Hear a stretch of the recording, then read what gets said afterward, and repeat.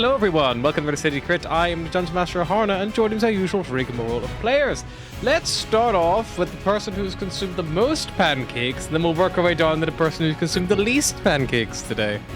We get to do this every year, because Pancake Tuesday always falls on a Tuesday.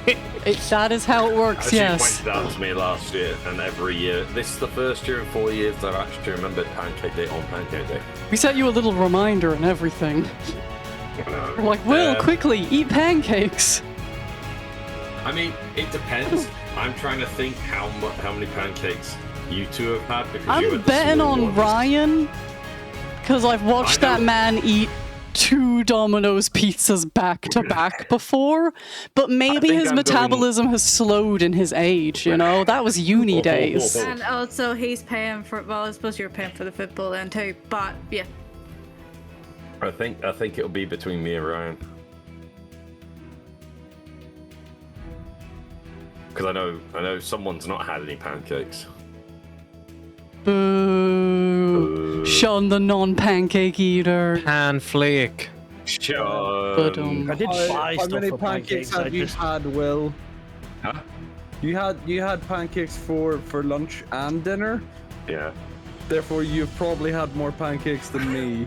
I'll go first. I have Will. I'm playing Tolkien, a Juragar Ranger, and I had near enough 10 pancakes today. Fucking hell. A lot of pancakes. Little pancakes or big pancakes? Like yours, crepe size. Crepe pancakes. Pancakes.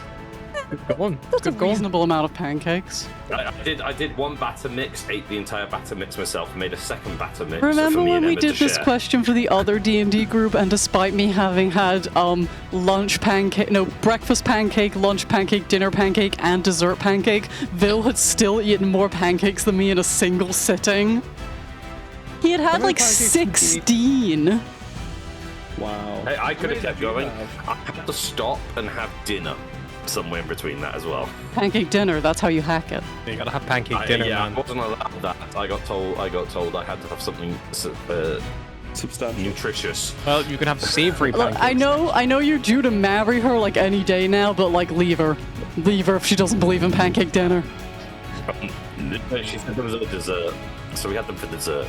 I'm so 3 full pancakes each right for now for my dessert. pancake dinner, you know? Like, I'm so full I don't know if I could have managed a pancake dessert right away. We're still fair, I gonna don't do know. that though, right? Yeah, Like but- after, okay. It'd be pancake supper. Pancake supper. Go on, Ryan. No, I'm before Oh. I had Oh! Get Yeah. fucked, Ryan! Stealth pancaker! She had pancakes over and that work. stove now and make some pancakes. There was a fucking pancake stall in college and I didn't know. I fucking missed it. But it was also like £2 a pancake, so fuck that. I had 1 crepe in work, and then I made us like 4.5 each. So yeah, hi, I'm Airplay Astra Ismar Cleric, and I believe in pancake brenner. So We had pancake dinner. It was delicious with bacon. Can I also question, for those who make their own batter, does it go anywhere as near as far as the recipe says it should? I think they got more out of it potentially. Mine never goes my as far batter as it makes should, 12. but to be fair, I do always have to fuck up the first pancake and put it in the like pancake shame bin, you know?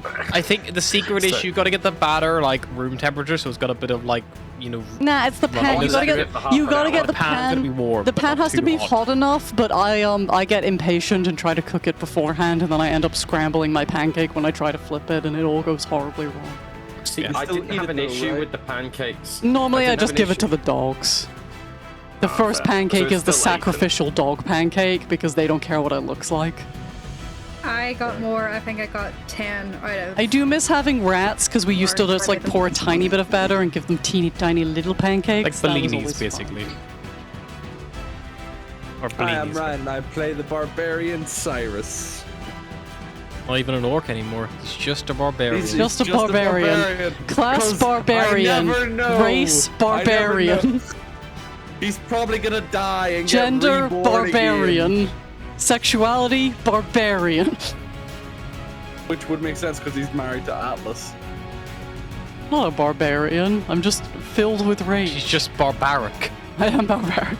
I guess I'm next. Hi, I'm George. I play Atlas Morrow, the Allen Druid. I have only eaten a single pancake today, but that's just because I was at college all day, so I couldn't have breakfast pancake or lunch pancake, so I've had my one dinner pancake, and then I'm gonna have dessert pancakes after D&D ends, so... I will have consumed more pancakes before the day is up, but you know, it's my pancake interval right now. Alright, I'll go last. Shun the believer. 0 pancakes because I have been on the evening shift, and so I finished work an hour ago. You could have cracked some pancake batter on top of that coffee machine, you pussy.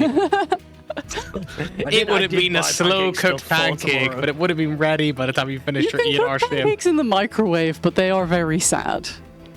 Yeah, I didn't want sad pancakes, so we're doing doing it properly tomorrow. You're doing a belated pancake day. You said Look, they don't use the filter coffee sometimes machine. you The filter do what coffee is works, an easy okay? woman. And sometimes your kids want pancakes because it's pancake day, but you live on a cruise ship and you're not allowed a hot plate in your room and you only have a microwave, so you try making them in the microwave and they're really sad and awful, and then you come up with the excellent idea of cooking them on hair straighteners. And that works really fucking well, actually. You can cook like long, thin pancakes on hair straighteners. I would have gone for like Put an tin iron. foil on them first, but you know. Like just a clothes iron would surely not Also did not have access to staff laundry. They're like bolted into the wall. I guess you could have gone down to the laundry and done it, but like people might have had questions. Nah, everyone would have understood. Hospitality is fucking weird. Alrighty. Who wants to remind us what happened last time? Color-coded puzzle that we took a few tries to do, but ultimately did. Good job, Atlas had gang. computer screens in her eyes. Yeah, I got one computer Definitely. screen in my eyes, and I was like, the solution to this is putting more computer screens in my eyes, and somehow that was the solution. Also, I got I'm just super happy. irradiated, and now I can hear everyone's thoughts and emotions, and they can hear my thoughts and emotions, and that's awkward. Like, don't love just that. happy What that if I see a Harry really didn't hot say- guy? Everyone's gonna know. I'm just happy Harry didn't say this is a puzzle for primary school kids and you guys have taken 4 hours to do it. Yeah, it's like when you're trying to think of a puzzle for D&D, and you're just typing in, like, you know, easy puzzle for 5-year-olds. Free advice for every DM out there: don't do that because I'll take way too long on it. Just make a fun complication, and then whenever they come up with a solution that you think is worth the answer, just say that that was the solution the whole time. It makes it easier for everybody, and you're not there hitting your head off a wall because they're being stupid because they missed the fact they're putting a square hole in a round peg and all that shit. I want to argue with you, but I ran I a puzzle. deliberately did it back. I ran a puzzle-themed one-shot, and people went with, let's try and bring the coconut to life and ask it questions before attempting to solve the puzzle. I seem to remember from the first campaign a very long session of doing a puzzle. I'm sure there was I a 2 don't- or I 3 don't- session puzzle. I don't remember this puzzle. I did I had like a gyrosphinx one I shot remember when that was it, yeah, I that's what I remember mean. in Halls when Harry did the like timer on the table thing, and I managed to get a photo of Ryan the second the timer ran out, and that was a great photo. I'm just there like, I, as a DM, stopped inventing solutions to my problems and just started inventing only problems about 7 years ago. and what you've learned is that our solution to every goddamn Mainly one is terrorism. Mainly just default. We're just like, terrorism. what if we just started killing people? What if we blew it up? What if we blew it up? You know the best thing about solving your problems by blowing things up is whether or not the problem gets resolved, you suddenly have so many more problems that the original problem doesn't really matter anymore. Anyway, you are all currently after a. We're on a train. Beep beep. You've just actually gotten off the train. We're off a train. Currently beep, getting beep. off the train. You've made it all the way back to the Kenku settlement of Hollow Roost, which is at the old Prudente bunker, which is below the Spire City, the Song. And as you come through the main doors into the place, you can see that it is just full blown like chaos down here. Everything is like just like people shuffling around. There's like almost too many people to be in this small space all together. And as you're kind of like looking around, like taking this all in, you see that the majority of people here are all Kenku. They're all like in their smog suits. They're all geared up, and that these people are used to that. You're aware that you have flooded the tunnels here with smog. So anyone who's making their way here, they lack suitable protection. They are likely probably going to either mutate or have difficulty on the way. So the response you see before you is probably quite appropriate. You do not see people politely waiting in a queue. You see hundreds, if not nearly 1,000 people in this small, equivalent of like a London Underground metro station for size, all crammed into it, standing on the tracks, standing on the platforms. You see they have packed their lives into backpacks and wheelbarrows. They impatiently shove and mob their way to get to the front of this, focal point, which is bottlenecking them all. A singular rope ladder, which hangs down from a hole in the roof of the old Prudente bunker itself, where you all entered originally. And beyond that, there is 8,000 meters of winding, spiraling, rickety stairs, and they are the only current way to ascend those Kenku up. As you know, the lift is currently blocked by the constructions near the top of the needle ship, which houses the song atop it. Where, on their way up, they will inevitably have to weave in and out of the old broken hull through jerry-rigged walkways that are all too familiar to you. Without a doubt... Familiar to some of us. Some of us just, The evacuation program you have run, there are further stations from here that do not have a needle ship attached to them, and there is no doubt in your minds that more Kenku are no doubt still making their way here, and it's already overcrowded. Whether or not the song could even hold this level of people rushing to it is another question, and it makes you think of the other Spire cities all across this lovely, smog-ridden planet. What would you like to do?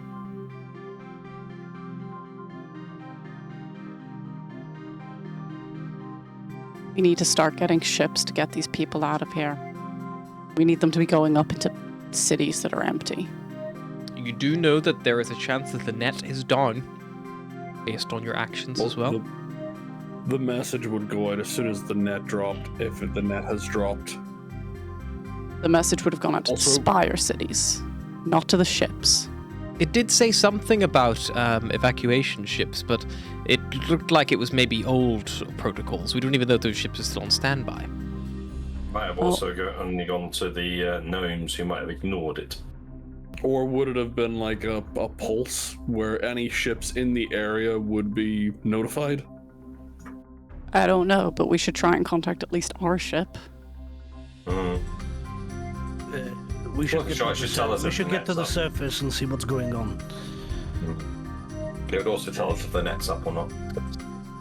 We should be able to get up faster with our hooks. About that, mine and Atlas is kind of broke. You're telling this to us now? Well, it wasn't really a big deal earlier on. I'll be fine. I can fly. Well, one of them using the other. I can also fly. It's a part of me. Acknowledge. True. Not super great, but true. We could probably tie each other to didn't Saparna have one? Yeah, I have one. So give it to Cyrus. You and me can fly. I think we'll be a bit slower, but it should be fine. I can take myself and up to 8 willing other people around me, probably back to the Umbral Sphere if we wanted to go back there. I could get us straight there now. Don't know how helpful that would be. That might actually be very helpful. We can at least. I can only do from that the ship- once a week, that ability. Maybe I we could can just- planet shift, but because the Emerald Sphere is currently right now not in orbit, I believe we left it in the Expanse proper, I should be able to target it. Maybe we should just get up to the spire. We don't know if we're gonna need that in a week. Yeah, unfortunately, I can't get us just up to the spire. I feel like that's kind of our, everything's on fire escape. Yeah, this is a little ability I copied from my old Tev form. Do we want to investigate the possibility of extra escape ships? There'd be no way of tracking it. It would just depend on whether or not we see more ships in the sky than we predicted. Well, let's get up there and see what we see, I guess. Could always send a sending to someone. You have some people on the Schnischel Schnopp or whatever it was called, and also still some on the Emerald Spear. If we could send a message to at least start the evacuation. Astra, you got any fuel in the tank?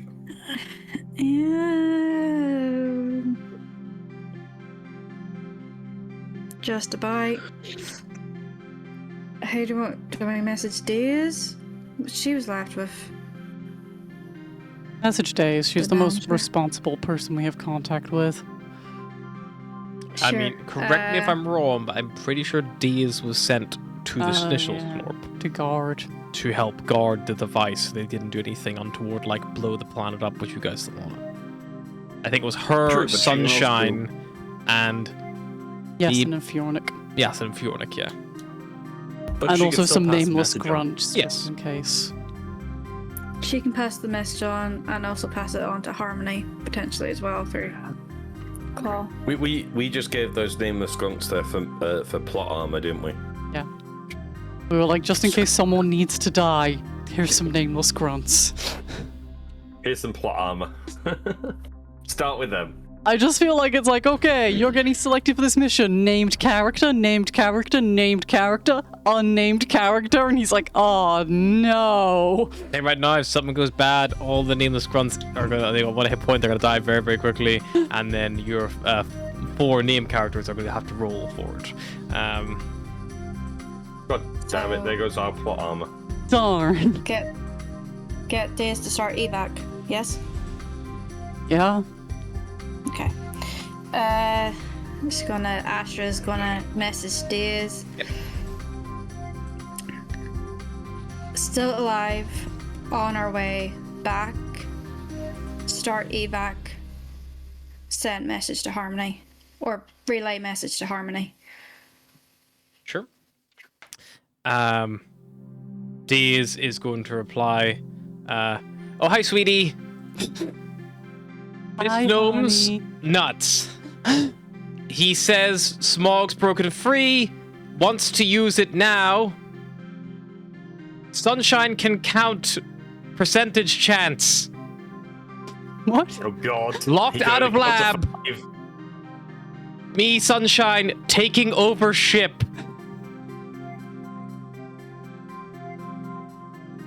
Robot gnome switched off. We do best. And then that's all she can say. Thanks, Days. So our chances are in the low single digits because Sunshine can only count to 4. Because you have reached out to Dees earlier than I expected you to, I would like you, as a group, a collective, to determine how Dees and Sunshine would react, because they are still your allies in a sense, and you would still have somewhat control of them. A little bit of context. Meanwhile, on the Schnischel Schnorp, horrible clockwork machinery whizzing around, sparks flying out of the walls every now and again. There is a centralized lab-like unit. You see thick, shielded glass, walls that kind of like from all sides allow you to see it from any single angle. In the center of that, in particular, you can actually see this huge, big, humming core well in like the middle of the thing, and in it you see the Aetherflux like just like floating there, and you see these like mithril rings, like with these like halfling runes all carved into it. As you're kind of like looking at that, you see that there is like this huge, big like control screen. You see like images of Squall. You see like readings all coming off the planet's surface, and you see that the lights are flashing red every now and again. Daze is currently banging a fist on a sealed blast door, which has locked itself shut. Inside of which you can see there is a gnome in his big admiral bicorn, and he has just taken that hat off and has begun like working around the system. And you hear him speak over the intercom, and you hear him say, "Well, we tried our best, people, but unfortunately, everyone here, we are going to witness something quite terrible. Squall has failed. The net has failed, and the smog is already creeping up into the upper atmosphere. We will have to use it in this primary mode, not reversal mode, and cleanse this problem once and for all." Diaz unfortunately hears, and you see, I believe Sunshine has the translator, because I think you gave it to Sunshine, and he's like, Diaz, this doesn't look good. He's saying things about reversing and backing up on it, and I don't really know what's going on, to be honest. Is this sexting? And he like, turns around the Diaz. You see Yasin and Fjornik like, kind of like have just picked up a chair and have just run at full speed in the glass and just like fallen back on the ground, and just as they bounce off. Daze looks around and she sees that there are a few options in front of her. There is a sign which says "To Command Bridge," and she can either go towards the bridge and try to take control of the ship that way. There is obviously everything I've just described in this current situation. She's got Daze, Sunshine, Yasin, Fjornik, and the other thing is next to them, with the lights in his eyes switched off, the auto-gnome Jimjup Killicop, who was the one who kind of gave you guys that more positive hope, I suppose, in your original meeting, and seemed a lot more on board than the Admiral.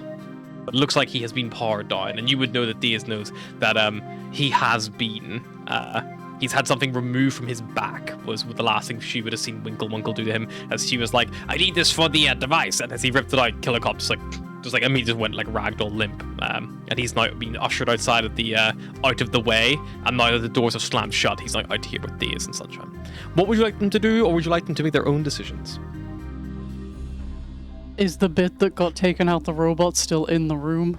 It is inside the locked lab, which seems quite impermeable. Right now, Daze, Yasin, Sunshine, and Fjornik probably don't have anything on them right now that could get into that. I feel like they Command bridge? should probably go to the command bridge because they're not going to be able to break their way in there. And it will probably be their best chance of getting anything done. Sure. Alright, Daze looks at them all, looks at the situation, like, alright, sounds like they're not having a good time down there either. Sunshine, is that loaded? I think so. Get ready. I'm pretty sure from the bridge didn't have any guns from memory. We're going to take a lot of people hostage. And they run off towards the bridge.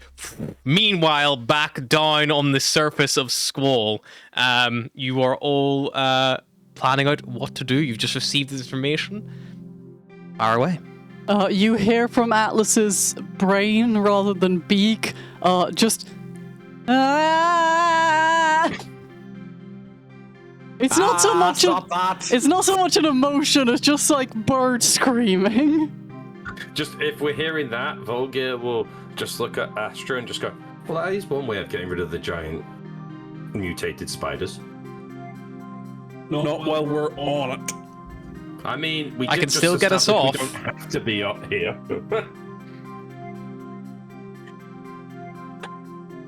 We have to get up there. And Atlas is just going to start flying. Okay, Atlas starts flying up. What if Saparna just moves us to the Sneeple Snorp? Or what if Saparna moves us to the Sneeple Snorp? I don't have anything attuned to the Sneasel Snorp. I have attunements to the Emerald Spear. I can get us to the Emerald Spear. It's the closest I can get you. Attunement? What does she need to be attuned to? Does she just need like an object, something there? An object or something that is like, yeah, it's like a magically attuned thing. It is a ritual. So Saparna has spent an hour on the Emerald Spear attuning an item to that location or to that. Then okay, let's what we need to get do- there, get on that ship, and stop it from happening. Right? Okay. None Yeah, of this we is can worth get the anything if they just blow up the fucking planet. We can get to the Umbral Spear and then intercept the Schneebelsnorp. Sure. You leave the bottlenecking of Kenku's, turn your back on them, and offer them no assistance in what they're trying to do. I mean, so they would she said she could take her and 8 other creatures, so in theory we could just take a couple. If you want. Might as well, right? There's a train conductor. He's nearby with the little like blue and white striped cap. Didn't they have a kid with them? There is also a single kid, yeah, and there's like a husband, wife, and a kid. Can we not like Maybe leave them for we quick could things? maybe we could split up. That sounds like a terrible idea. Let's do it. Right. Okay, who's going to the... I don't agree. Well, we need someone to fly the shuttle as well, so someone's got to be a pilot. Who's going to the Schneebelsnorp and who's... I hate to say it, but I think the people with the most influence / vested interest in this planet not being destroyed might be best going to the Sneebelsnorp. I know how to fly. Looks at Atlas and probably looks at Barros. I mean, you've got the most influence, Barros, so... Right. But we also need to be able to speak, so... Me. Cyrus, you're the only one that can actually speak down here, so you've got to stay here. If we're splitting, that's the only way. That's the key Right, 3 things, I think. Me, Look, Atlas. I'm working to and save my planet either way, whether I'm up there or down here. It doesn't matter to me. Me, Atlas and Saparna will head up. Astra, Cyrus, Volgir, you stay down here, get as many people out and to the surface. If you're going up, I might suggest that you take that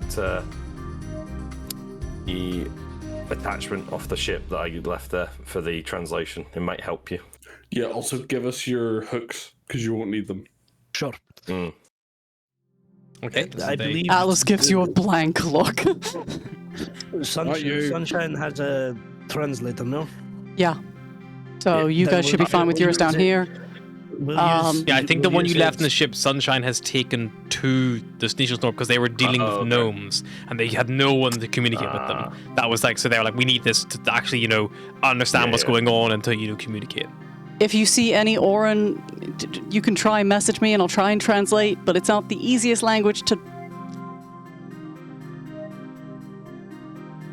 Are we need to get taking video anyone else? conferencing Saparna will unit. look to Barros and Atlas.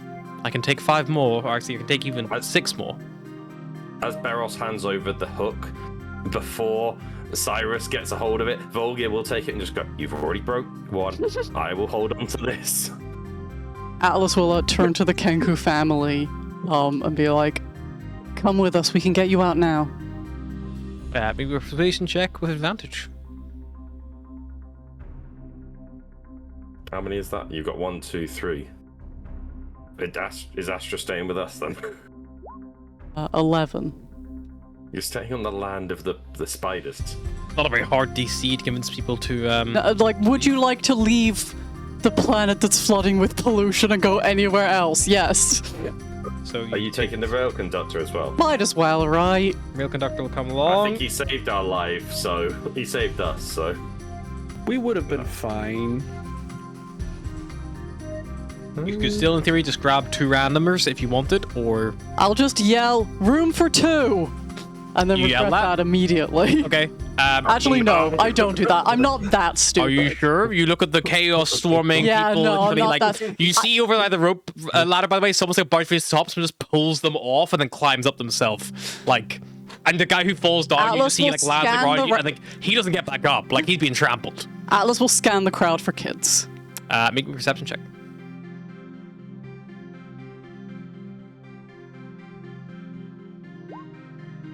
You see kind of like at the edge of that like mob like chaos, there are two kind of like slightly younger looking Kenku, and you can only tell they're younger because their forms are a bit shorter.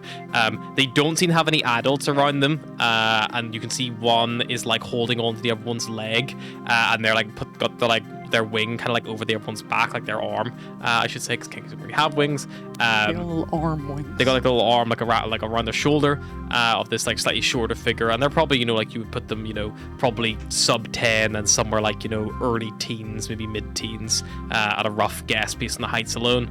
I will try and run forward and just touch like their shoulder and just motion like, come with me. They like whip around like instinctively, like, you know, you see they've got like a in their hand, like they've got like a little blaster just like in their hand, like whip around, like pointing your direction, and then like, you know, like seeing like they what do you do?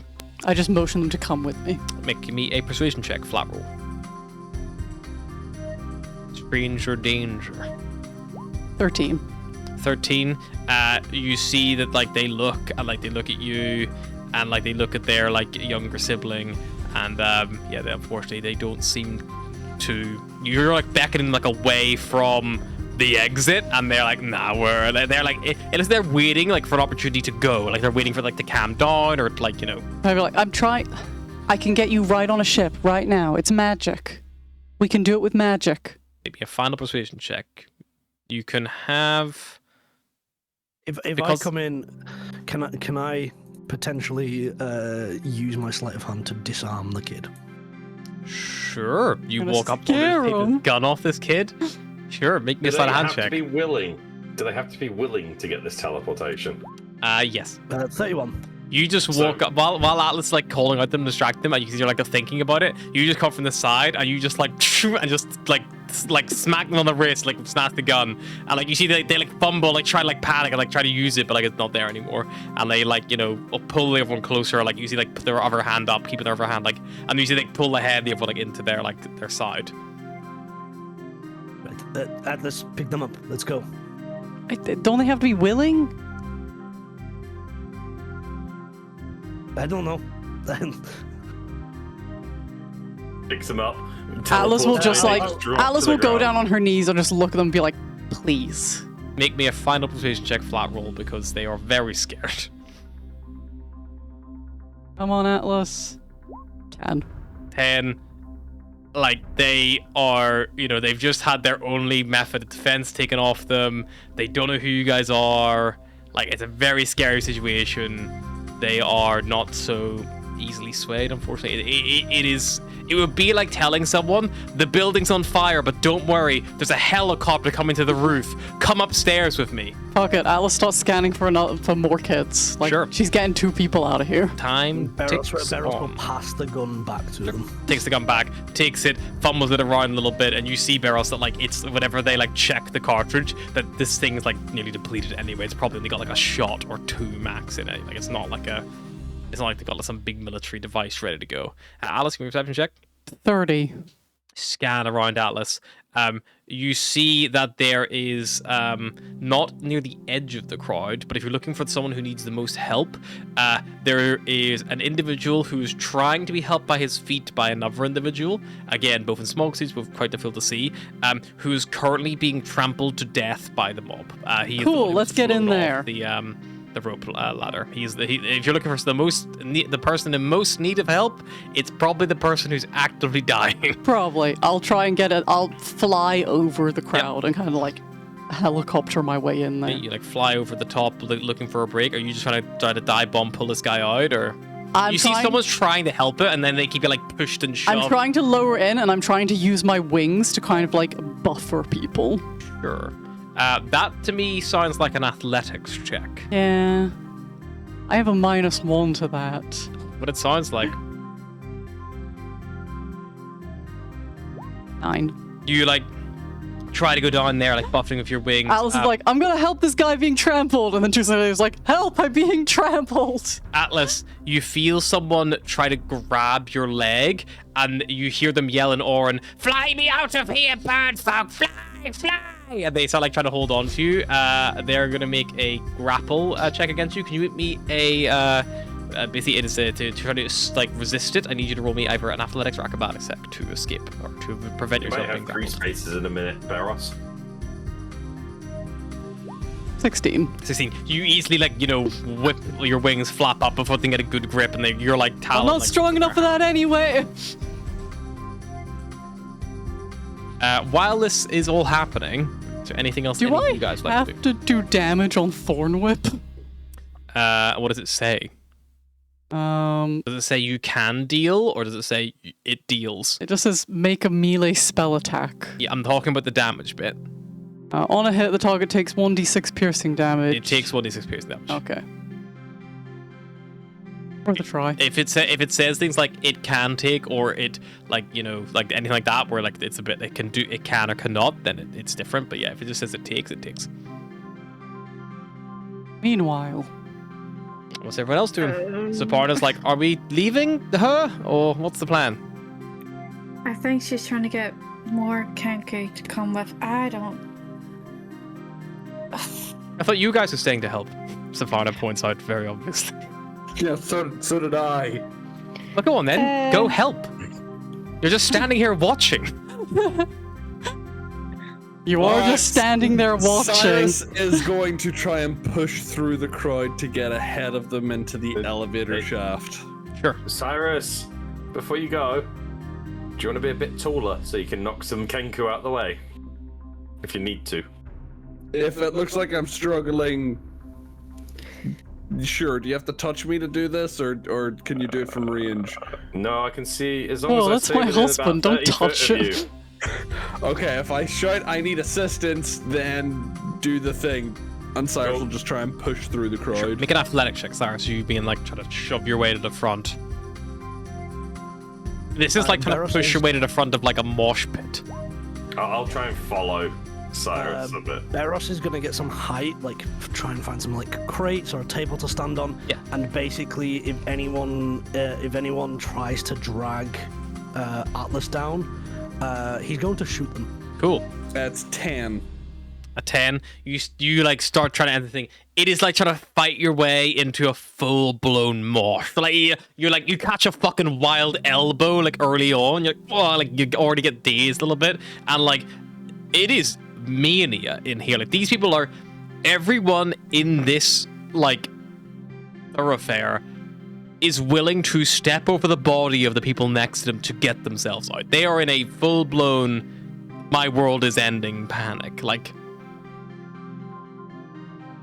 it's you can't break through, not easily. You're just like the rest of them. You're having a fight and scramble, and every time you gain ground, because it's a centralized hole in the middle, it's not like an end point. A second you gain ground, the other side of effectively a giant scrum pushes the whole unit the other way, and you get buffeted back by this mass of people.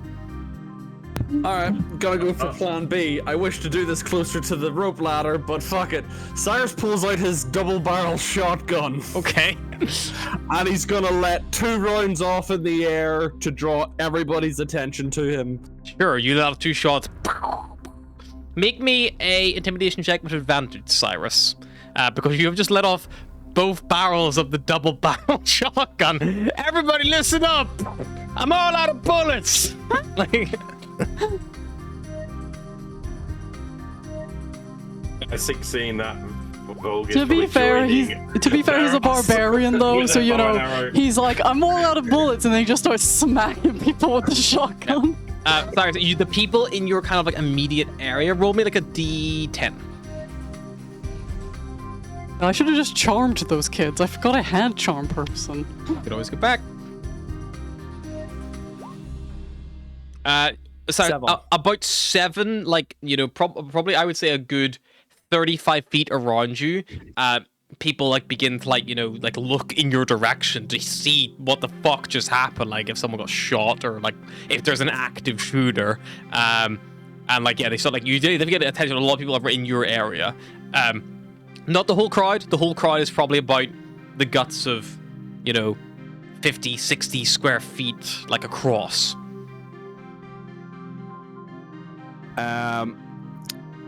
Fuck! I didn't prepare a speech. Cyrus basically just yells out, "We need to calm down, otherwise we're going to die before we get to the top. We need to form an orderly line." That sounds like another intimidation check. It will be disadvantage because you're speaking common. I love the idea of Cyrus just turning to one single Kenku and screaming in their face, just form an orderly line. I will let you. What is your spellcasting modifier? What's your ability score? 2 plus 2. So you can add +2 to this check, Cyrus, as well. I've got +2, +7 for spell attack, and 15. That's an 8 because I'm not speaking owl. People, they're listening to you, but they don't understand. They're listening to you. You can see they're scared of you. They probably would do what they're you would say, listening and they're but scared. They just don't know what you want them to do. One of them just gives you his wallet. The guy nearest you just starts trying to hand it to you. Okay, Cyrus is gonna put his hand on his chest and just take a deep breath. Yeah. And then he's gonna do the lowering motion as if to go calm. Okay. Deep breath, calm. That sounds like a performance check, Cyrus. Flat roll. Might get lucky. You did not. No. You start breathing and doing this gesture. And he's a maniac with a gun. You see you're starting to lose them. Everyone near you is still very much trying to comply with whatever insane request they think you're trying to make. But the people on the edge, especially the ones closer to the ladder, kind of begin to turn themselves back because the other half of this mob is still actively going. And they begin to turn themselves back and going for it. The good news is you have made enough distraction that the guy getting trampled, Atlas, you have one more opportunity to try to get yourself in there and go for it. You can make an athletics check one more time if you want. If I just try to dive bomb into it, can I make it acrobatics instead? Sure, but then you're going to have to do something to get yourself out of there because you will not be able to get your wings spread enough to take off.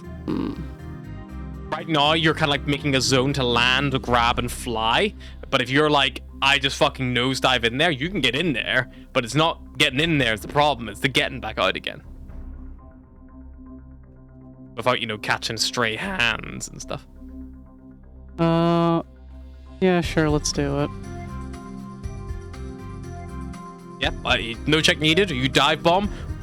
You, fly your way through. 15, really good. You don't take any falling damage. You, just buff at your landing just as you land next to this guy.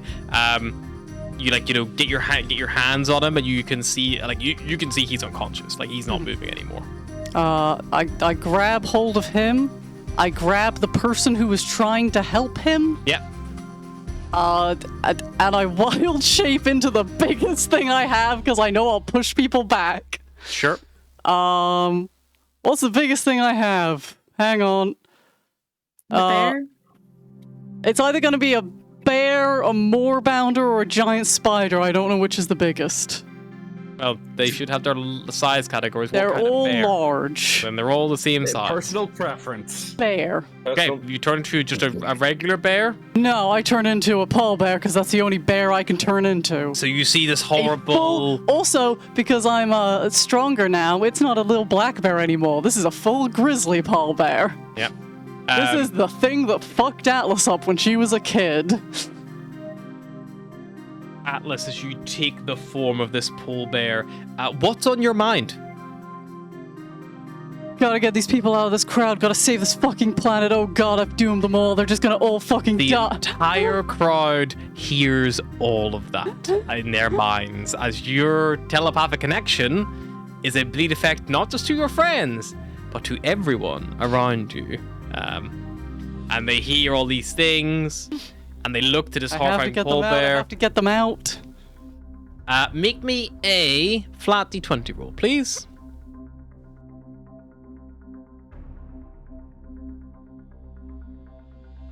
$16.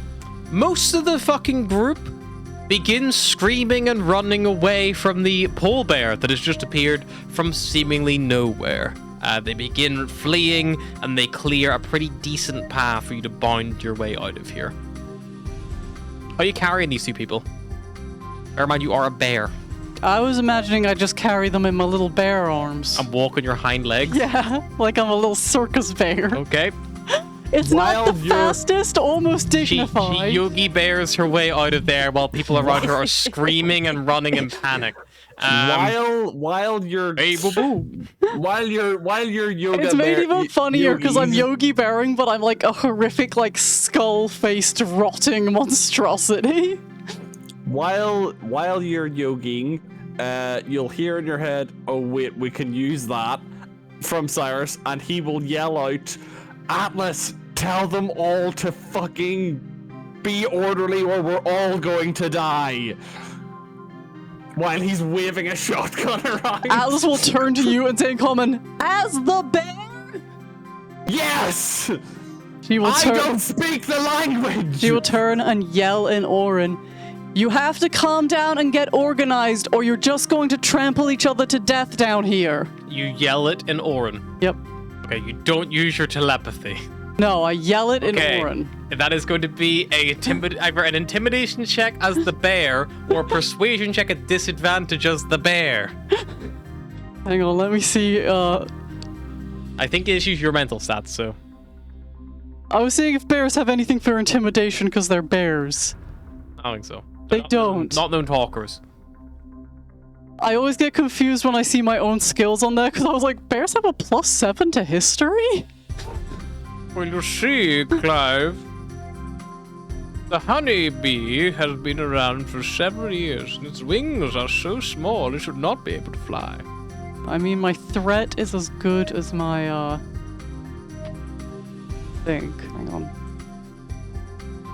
Intimidation +1, persuasion +1. I mean, I'll do intimidation because I won't get a Go for it. fuck up for it. Come on, Bear Atlas. 5. The bear Atlas roars out in Orin, but people are either screaming over the top of it, and it doesn't carry. I try with telepathy instead. I can't control it super well. It just sort of outs from me. Persuasion check. I just flat roll. think really hard.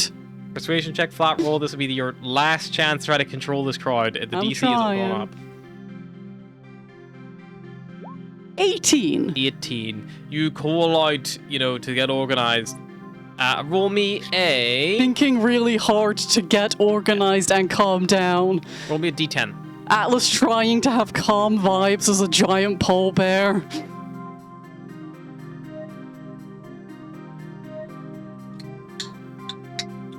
Three. Most of the people in the surrounding area of the bear, hopeless. But There's a bear near them. you do catch some of the outliers on the far side. About 30% of the crowd, you see, kind of like maybe catch themselves on, or like look at what their decision is, and you see they start like trying to back people back or pull people back and try to control the flow. But they are right now quite outnumbered in that task. But you with the bear and the people, you barrel out and you're able to make your way over to Beros, Saparna, the real conductor, and the Kenku family.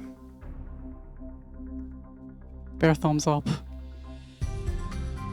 He's next Seems to that Astra. seems that we're ready to go. I think Volgir is next to you, Astra, kind of watching all this, and you're probably watching these guys all arriving together. Saparna will say in common, all right, and then she says in telepathy in everyone's minds if she needs to, which is just Beros, Atlas, and then you would assume the other ones. And she speaks telepathically to overcome the language barrier, and she will say, everyone link hands with me, and she offers out her hands, and it's like in a circle. I like to think that I'm holding the unconscious guy in one arm, and in the other arm I just have the terrified fucking Kenku who is trying to help. Just like, everything is fine! You all link arms. Buddies. Unconscious guy really struggles to do that. I mean, I can put a healing into him if he needs it. It would make it a lot easier for him to link arms and be willing. Yeah. I just assumed if you were unconscious you had to be willing. That's not that. if you make someone a cup of tea and they pass out, Spell-wise, I will throw a first-level healing word at him. yeah, he will gladly take that. You see his wounds knit up. And I will tramp say stomps. softly to him as a giant bear monster, "Shh, everything's fine, just let the spell happen." He looks very scared. But you all link hands. Hey you were trying to escape Squall, right? You all link hands, and you see a purple glow extend out from Saparna as this like psionic energy like waves out from her, and you see like the whole room for a second, like this purple glow just illuminates brighter than all the lights in this entire space. And you watch as the holy symbol of Sarpana suddenly carves its way on the floor and on the ceiling above you. Beam me up, Saparna. And then the two like flat circles of the glyphs just clash together, and you all disappear. And there's this blast of purple energy. Maybe and, that'll get the crowd's Yeah, attention. it does. A lot of people like stop and look, like, whoa, and people like murmuring, like they start like talking back to each other. Not sure what's happened. But half of your group have just disappeared. Can I have a look at the two children just to see what they think? Yeah. Maybe an insight check. Are they regretting their decision in life?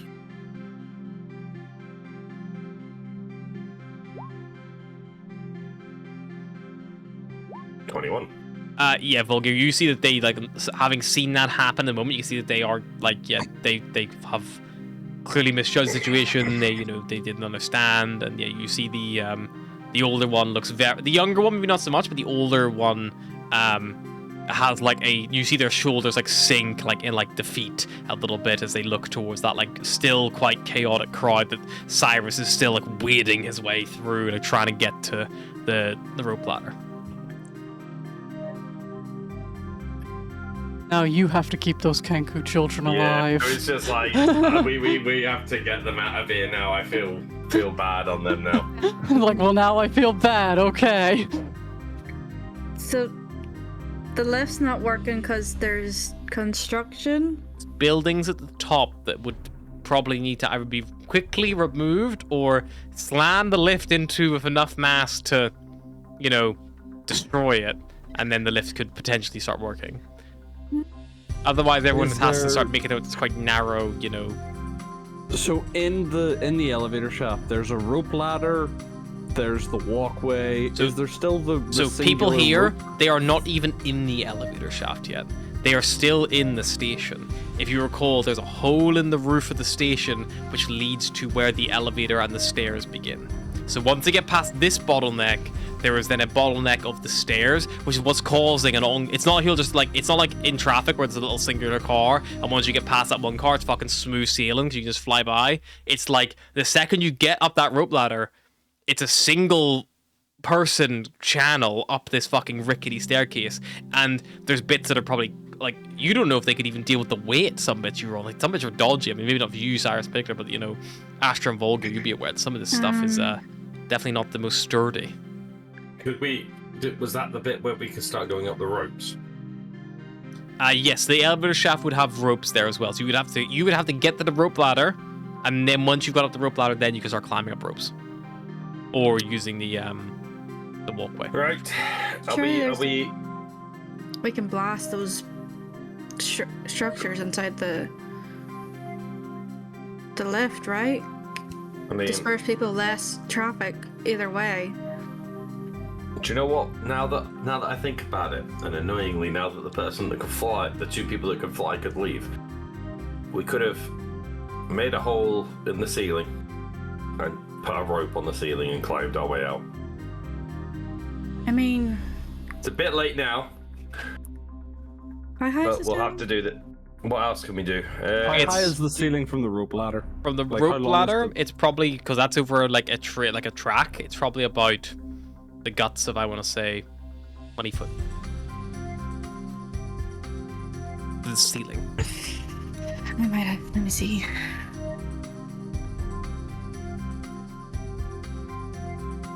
How big is? What size are you as a creature? Medium. You a medium? Yep, medium. So you.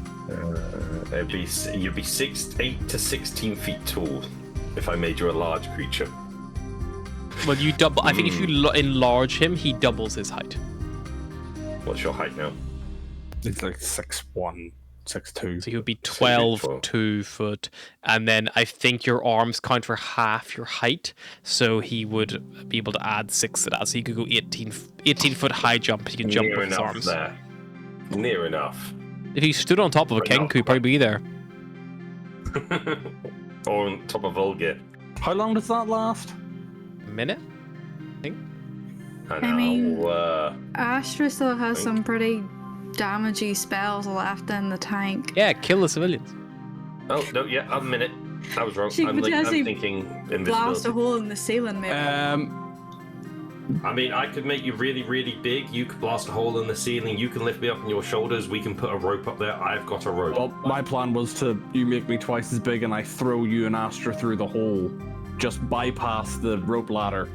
I know, I'm going to feel bad about this. Can we take the kids? Yes, we can take the kids. Yeah, but we need... I'm going to feel bad about this now. What's the point of us getting up there if we can't help the people down here? We'll try and help the people down here, but we need to get up there first. Move on to the ropes. We need to get past that rope ladder bottleneck. Okay. I mean, it's that, or you make us bigger.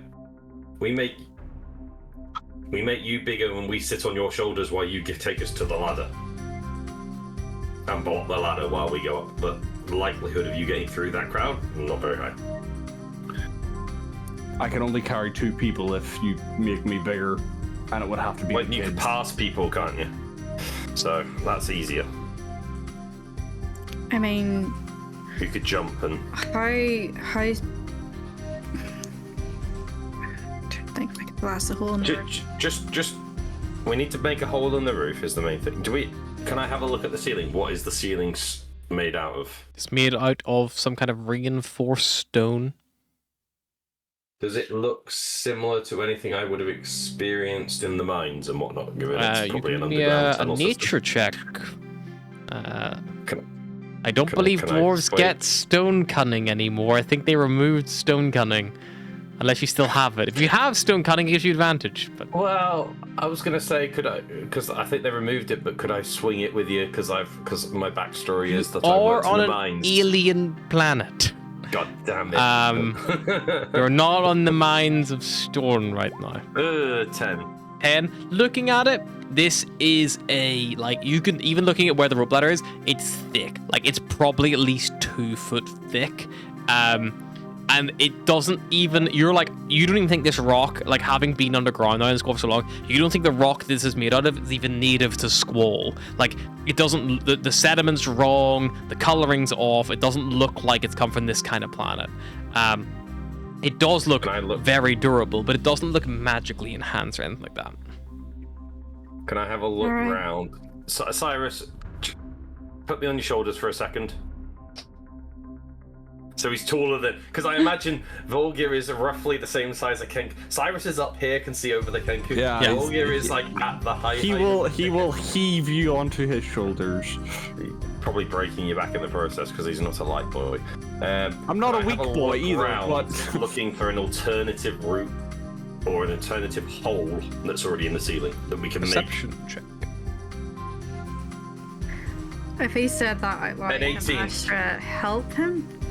There's a ventilation system, Volgir. However, you don't know if it goes to the spire. You know that these bunkers were originally sent down first as like emergency, get everyone to the the fallout bunker effectively, like get everyone to the nuclear bunker. And then the spire ships were sent later and they targeted the bunkers with the idea that they could extract people up like a syringe pulling blood from a patient. They concentrated people in these pockets of protection rather than trying to protect the whole planet, and then they were trying to extract like that, but the bird folk didn't really want to leave. So there's a 50-50 chance because it could have pierced through one of the ducts. Yes, so if you get in the ducts, you might find your way to the inside of the needle ship. If not, you'll definitely find your way to the surface, but the fact there's no smog coming out either means one of two things. It's in the needle ship, which obviously has some kind of protection, because obviously the holes you saw are mainly quite high up. or there's some kind of like, you know, one-way valve, or maybe the vents have like automatically shut off to stop small getting in. You don't know. Right. Should we just go for that then?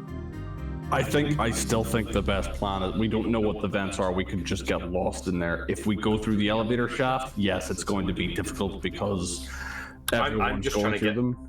I'm still trying to get to the shaft. I'm just trying to bypass the ladder. We're not going to get double me in size, and I will throw you through the hole.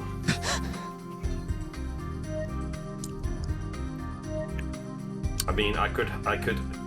Someone could hold a rope. I'll take a rope with me, and you can. If I lift you above my head, you will be able to reach the hole if I'm twice as big. What, are you just going to crush all the Kenku that are currently in your way to the hole? I'm going to politely shove them out of my way. If they don't move while under heel, they will get crushed, but hopefully I will be able to kick them like a softball out of the way. Just waiting for a mass death of... They're already running from the bear that appeared and disappeared. I think I've got a chance to get through here. What do you think, Astra? I think if he gets you up and then I get up the rope somehow, I can make another hole so we can have 3 holes, 3 ropes. And you gotta grab your, you know, Kenku children to assuage your guilt.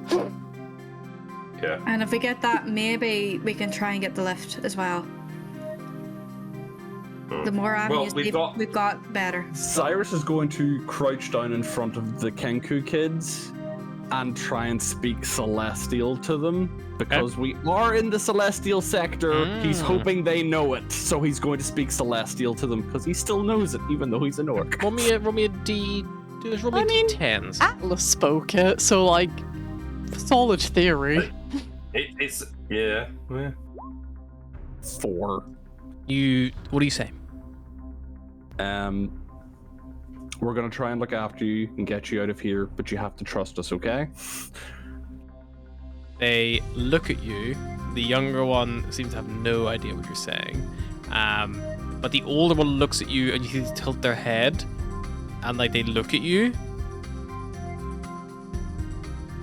And then they reply in Celestial. You are the weirdest looking angel I've ever seen. I like that someone said that before. Someone said that in their presence and they were like, saved.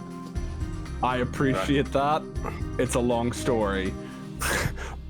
Volgear, they speak Celestial. We're good. Let's go. So do I. So we're very good. This is an odd combo. This. So double me. Double me. I'll double you. How are we doing this? You sending me up first? You're going to have to double me. Cyrus was thinking if he gets doubled, he'll be able to move easier through the crowd, so he'll pick up the kids, move through the crowd to the hole, lift them up into the hole and tell them to wait for him, like at the side or something. Then he'll come back and pick up you two. I'm thinking the bird folk might try and avoid the 12-foot orc. It might be worth sending one of us first so we can look after the children when they go through the hole. Because if there's chaos up there, they might get trampled. Okay, Cyrus will suggest that the little one and Astra goes first. Okay. And you and the elder stay here. I will need someone who can speak Celestial make a persuasion check, please. They all speak Celestial. We all do. Did you say with advantage? With advantage because they have seen what happened when they turned down help before. I have a -1. I have a -1. I have a +1. You can... Yay! Oh god. The dwarf. The Celestial Dwarf. Oh my god, we're all speaking Celestial. Yeah. They think we're the weirdest group of angels ever. I do. We've got. He's like, where are your wings? I do love the concept of, like, you know, it's your 2 methods of savior. You can either go with the weird angel group or the giant bear. Yeah, even at do 12, have at this 12 to not idea full that gear, we- they've seen enough now to know that you guys are at the very least powerful. So yeah, they're like, okay, sure, and they It's just the speak it's in just our the idea. You like start- Ireland. We're probably speaking in common. Then suddenly you start speaking in Celestial, and then we just switch to Celestial in full swing, and they're just like, What? Cyrus is going to pick up the little one. He's going to Yep. offer a hand to Scoop it. them up. Yeah, scoop them up, and then he's going to I will. grab Astra and drag her through the Sure. I through the will crowd. cast enlarge. Make me an athletics check, Fun, yeah. Cyrus, with advantage to barge your way through.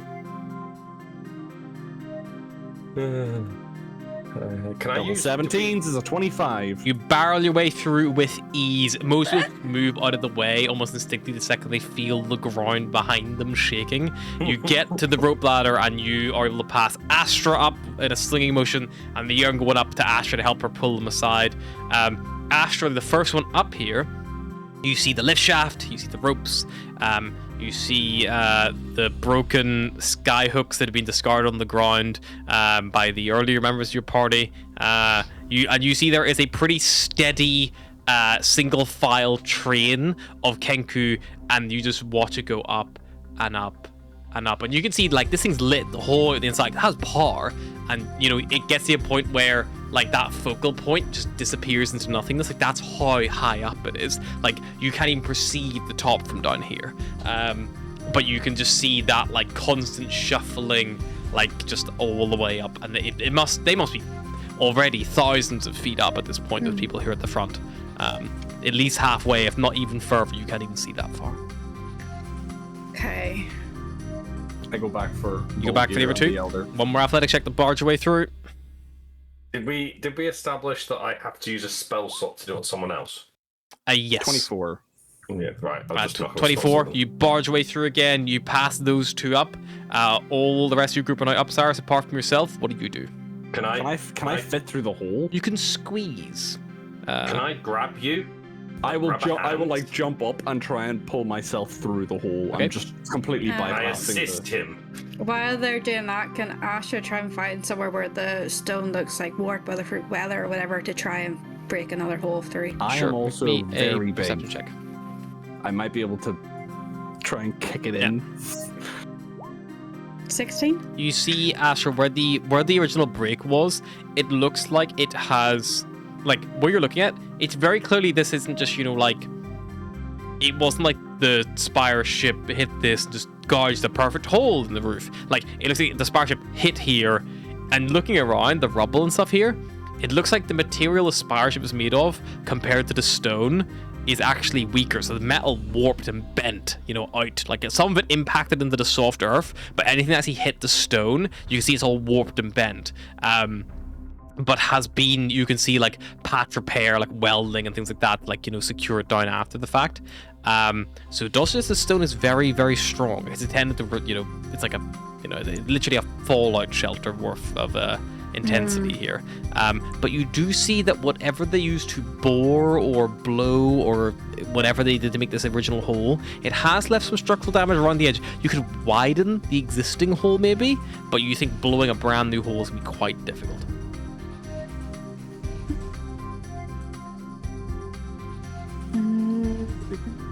We've only got a minute of me this size, and I've probably already burned through 30 seconds of Cyrus, you pull yourself up, squeeze your way through.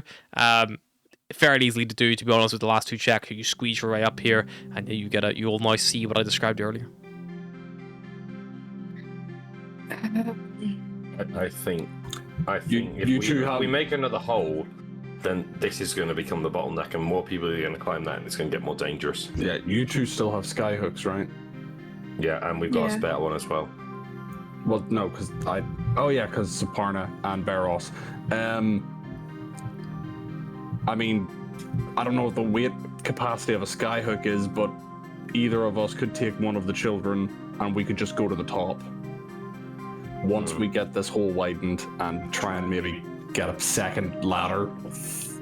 I mean, I've got some spells that might be able to do it, but I need to get people away. It'll hurt them, potentially. And if that doesn't then fall in rubble, well...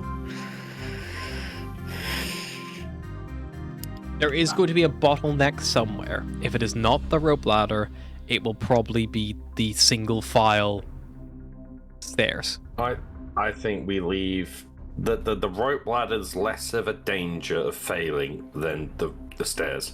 And I will say right now, problem is if people we- are fighting to death over a rope ladder, but then after that, there's a little bit more of an orderly queue on the stairs. Like, people are like trying to overtake and stuff, but it's not as common. I think if we leave it as it is, I think it might be the best option because If we use the pulls and try and get up to where those structures are, clear them and get the lift moving. yes, that's probably our best bet. So Bypass it as it is now, because if we start doing that, people are going to start pushing each other off Yeah. that. Volgear, not to ask a personal question, but how heavy are you? You can't ask him that. As Cyrus shrinks down to normal size. Well, how heavy are you? 190 pounds. I'm lighter than you. You Okay, fat bastard. you take the other kid. Well, I was 190 pounds before I got a new body. I might be of a similar weight. Yeah, how much? Oh, actually, yeah, that's the thing. Probably need to check how much is an orc. Wait a minute. only Atlas one gave of- Atlas gave you better abs just for funsies, you know. She's like, well, if I'm making a whole new body, might as well make you extra ripped. Wait a minute. If we not got Orcs are somewhere between 230 and 280 pounds. Yeah, big boys. Big boy. Plus your gear as well. how many? Yeah. hooks This do we guy's have? like 300 You pounds. have 4 hooks. You have Baros's hook, Atlas's hook, Zaparna's hook, but then Atlas's hook was broken. You don't have Atlas's hook. Cyrus's hook is broken, and you got Volgear and yourself, so that's 4. So we give do the us eldest three. one, and us 3. Then Cyrus, you carry the little one. We all go. Okay. Well, whoever's the one of Whoever's the me or you. strongest. Whoever's the strongest or Well, we're whoever's the both the lightest. strength. I'm about to say She's we're probably both the the same lightest, but not strength. necessarily Oh, the aren't we? same strength. Kid but would mine's probably be the natural. lightest. Mine's natural. Yeah, yours is. It's not that. You've got gauntlets. You're heavier though. I am heavier. Volgear, you take the youngest. I'm also the one that's asked us to bring him along, so Yeah, if that you- kid falls, You take the youngest because it you're could be on my lighter. conscience. You're the same strength, and hopefully it won't affect the skyhook. Do you want to take any precautions, Volgear, or are you just gonna like hold on? I'm gonna tie them to like I'm doing like 4 or 5 goes. Yeah. I will get everyone to triple check these Have locks, have and I will the, be have the Sure. kid like hop on your back, and they wrap their arms around you, and then Cyrus ties a rope around the two of you. Yeah. Yeah. I've got 2 sets of rope, so what I will ask you to do is I'll ask you to do one round the body, and then One one, over the shoulders. like a harness over Yeah. the shoulders Yeah, as like a backup. Cyrus will do that. Okay. Cyrus, you got a sleight of hand. Does can I anyone help else him? have sleight of hand No. proficiency to help him? No, I don't have He professional. doesn't need it. proficiency. I rolled was stealth by stealth. accident, but the We can take it. It's the thing's same result. So 20, yeah, so 20. So you do a pretty good job, Cyrus. Cyrus, you're very careful because you know that if you bind a harness like this wrong, you'll just cut off blood flow, and it will be either death or unconsciousness or loss of limb. So you spend a little bit of time making sure that like you're supporting the weight in the right areas. But ultimately, the most important thing more than anything, like this rope's only like a precaution. The most important more than anything is making sure this kid can hold on the whole time. Because if they slip, even the ropes are there, it's a matter of time before pressure starts getting put in certain areas. What if I... Oh, no, I've just had a thought. This might not be an athletics check, it might be a constitution check. Because if I tied the kid to the front of Volgear and he held on with one arm Yeah. Well, that's with what I the thought other you were arm doing. grappled. Front. No, that's what I would do, but what's your constitution for holding something at a duration? 8,000 meters. What's your constitution, Volgear? +2. It's like a +4. You might have to tie the kid to me because you might have to hold on to the kid while also grappling. Do we Like know weight the limit on kid, these well, the rope situation you know that you can do and can't have basically effectively done initially with that roll. It will hold the kid, but if the kid gets in the duress, you're then against the clock. because they're probably gonna start blacking out from blood, from just blood circulation being cut off. I think we're okay. Okay, so Cyrus will turn to the eldest and offer the skyhook to them and be like, have you used one of these before? Takes it, looks it over, shrugs, and then says in Celestial, I can work it out. Cyrus will take a minute, brake, accelerator, decelerator, walk them through set it this way, go up. Yeah, he'll take time to talk them through it. Volgir will then switch over because Cyrus jumped. Hey, and I used 2 successfully to not die. Because just to make sure, if he's listening along, Volgir will then jump in and just go, and if you see someone coming towards you, make sure you go the opposite direction to they're coming. No, we're just going straight up, so shouldn't be an issue here. Everyone should be the same. Well, no, there's different speeds, aren't there, on these as well? You guys have got the cheap ones. Volgir, I'm going to suggest that you go first, followed by the other kid, followed by Astra, followed by me. Yeah, I'll go up last. Are you on the diving run if this kid falls? I'm hoping my reaction speed will be quick enough to catch him. It's unlikely that the young one will fall. I just realized something. I mean, if anybody falls, how big is this young one? How big is the young one? And are we in a smoke zone? Well, the Kenku's only grew to 3 feet tall. The eldest. No, but I mean, what size are they as a creature?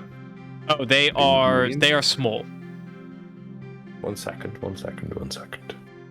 I'm gonna say the skyhooks you have, they are quick, but they're not insane. It's still gonna take you guys a good chunk of time to climb 8 kilometers, right? So it's the difference of they're not built to quickly descend. They're not built to instantly go up. Yeah. Skyhooks were built to go diagonals, primarily. They were used to go laterally, not straight up and down. You're putting them a little bit under pressure, but it should in theory be fine.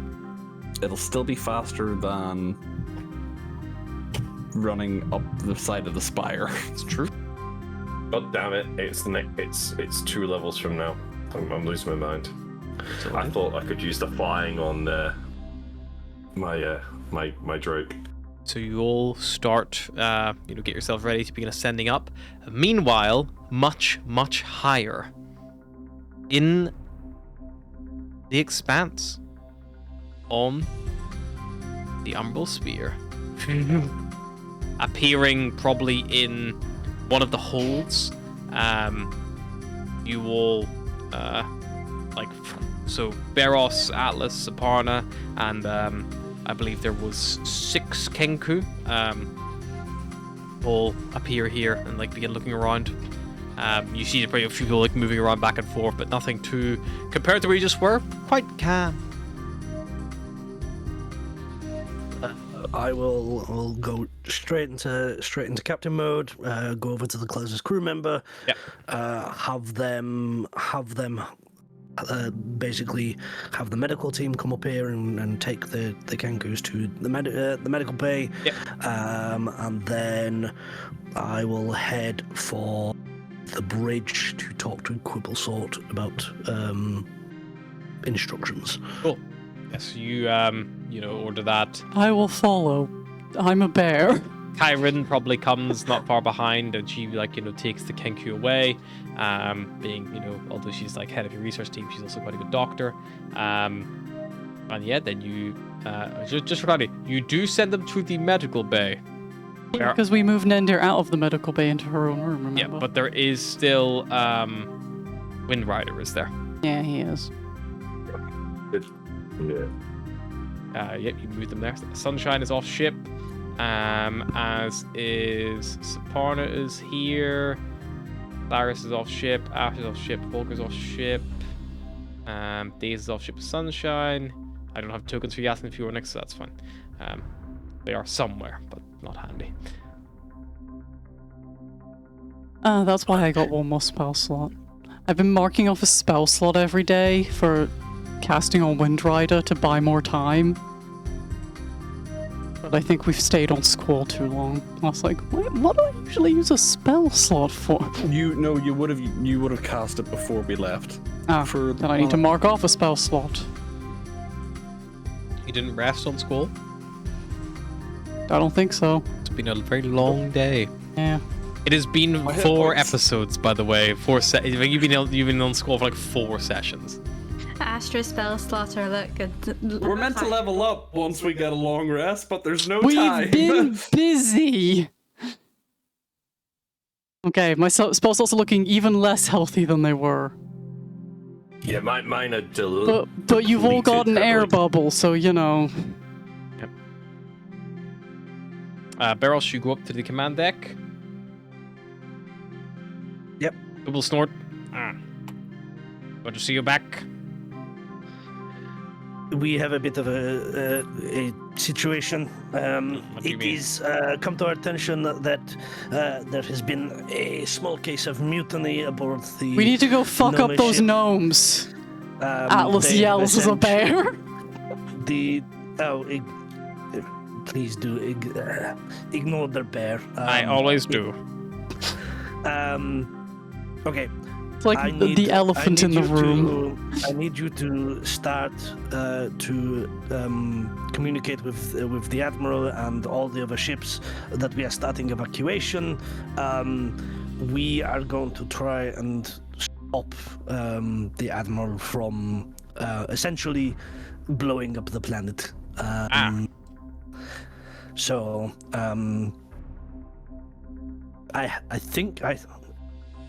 I think I have a plan, but it just in case I will let you know if you need to get off planet. Noted. I should remind you, sir, that our senior pilot is not aboard. Days is on the other ship. We were waiting for her to come back for the evacuation process to begin once that overseeing of whatever they're doing over there was complete. I will send her back once I'm aboard. Noted. That will mean we are probably most likely not able to move. I could ask someone else to fly, but I don't know if anyone aboard is as skilled as Days. Maybe they should just send the other ships ahead. We'll send Days as soon as we can. If you're saying there's been a mutiny aboard the Snitchel Snob, that does take out 2 of the larger vessels from your evacuation plan. We right now that we just need to get as many people off planet as possible, just in case, worst case scenario. I'll drum up what I can. Meanwhile, could someone roll me a d20, please? I actually need 4 d20 rolls. That's so many d20 rolls.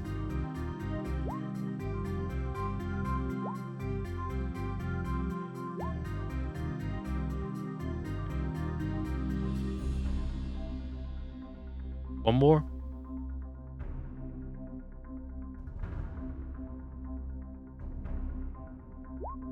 Thank you, Atlas. You see the Quibblesnork goes over and he begins healing a few ships when you guys are kind of busying yourselves. During that time, eventually you see he heals the supposedly mutinous Snitchelsnorp, and you are greeted by a vision projected across the main glass here of the bridge. God, I hope it's just sunshine covered in blood. And you see at the bridge, you see that there is a few gnomes, and you see they begin to speak, and you see a little translation coming up, little subtitles, and they're like, "Hello, Umbrosphere, how can we help you?" And then you hear Quibblesnork says, "We have heard that you may be suffering some kind of issues. and it's like, nope, everything is all fine with us. And it's like, good. We are moving on the evacuation process. If you could please organize that. And then you see they begin to like speak and like, so of course, we'll begin that right away. And then it just like cuts off, and you see the doors behind open up, and Daze, Sunshine, Yasin, and Fjornik walk in, and Daze just starts fucking killing people. Like literally, you see Daze immediately shoot 4 people in the back of the head. Sunshine is like holding this little rifle up, and he's like looking at her, and you see he like goes to shoot, and you see Sunshine get just shot, and he falls back. You see, like, Yasin, like, goes for Sunshine, like, and as he's, like, scrambling at the back of him, you see he gets shot in the back. Fjornik then draws her bow, and she aims out, and she shoots, and you just see this gnome who, like, turns to look behind himself, and you just see the arrow just, like, through the back of his head, and he's, like, falls out of frame. And then as soon as he hits the, like, thing, you just see, like, transmission terminated, as shit's kicking off over on that ship. Atlas grabs hold of Barros and just starts legging it. Wait. As a bear. As a bear. We're Yogi bearing out of here. We need to go to the quartermaster. I need to see if we've got any explosives. I need to get that door down. Okay. Pit stop. Okay, you run over to Liralel, Volgir and Liralel / Fjornik's mutual quartermaster armory dispensing area. Liraliel is there. She is like, you can see she's like got like, because as far as I can start, this is all quite business as usual. Like up here, it is very much the conundrum of in space, no one can hear you scream. That you know there's chaos on that other ship. You know there is chaos on the ground. It's business as usual. You know, everyone's screaming. There's a giant pole bear running around. It's fine. Yeah. And yeah, you approach, and she like looks around and goes like, "Oh, Captain, how can I help?" Yes, I'm wondering, do we stock any explosives, EMPs, anything that could potentially help me break down a sealed ship door? Roll me a d20. Oddly specific. 14. I wouldn't have any EMPs, but explosives we do have. Grenades. We have. We might have some. Maybe like some charges that we might have. It's not something. We weren't really preparing for breaching and clearing. We do have a few cutting discs and a cutter, which you could use if you need to cut through metal. That might work. It will just take time.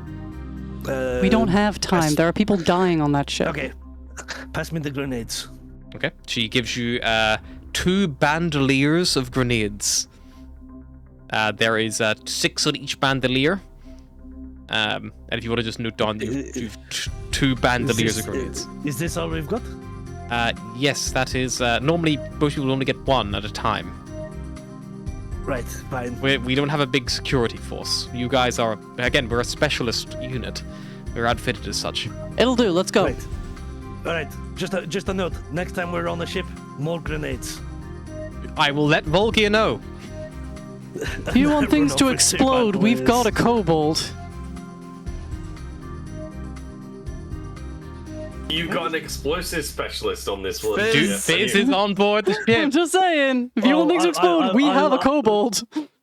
It's the one time we give him an excuse to blow something up. Is there like a comm station anywhere on the You way can down? probably just like hollow strap, like, you know, announce, because you're like connected to the ship. I'll tell. What was Fizz's full name?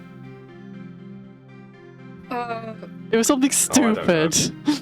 I mean, I swear to God, if you say into holostrap, Fizz, I've got something for you to blow up, he'll appear next to you. You won't hear running, he just poof.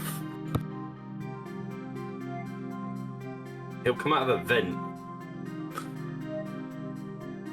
I just have Fizz saved as Fizz, so like, I don't know where you picked Fizz up. Okay, I will just comms. This is Captain Barros. Can I have Fizz meet me down at the hangar bay with urgency, please? Okay, you put the call out. You've been headed way down to the hangar.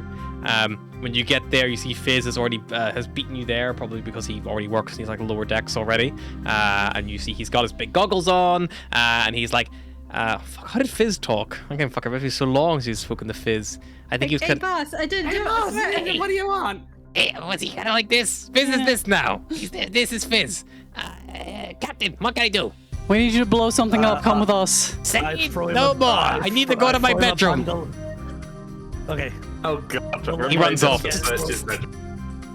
we'll wait for him to go get his specialist explosives.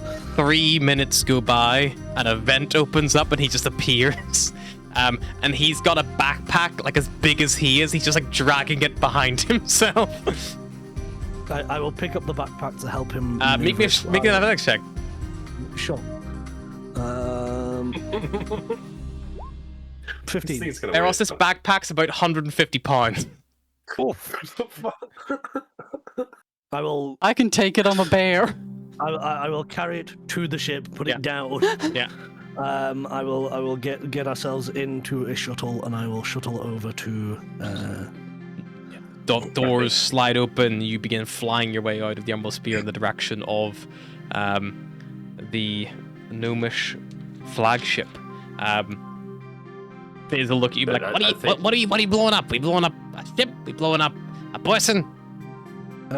Door, if things go well. Ship, if things go poorly. You're not a bear anymore, right? I don't think a bear could fit on the shuttle.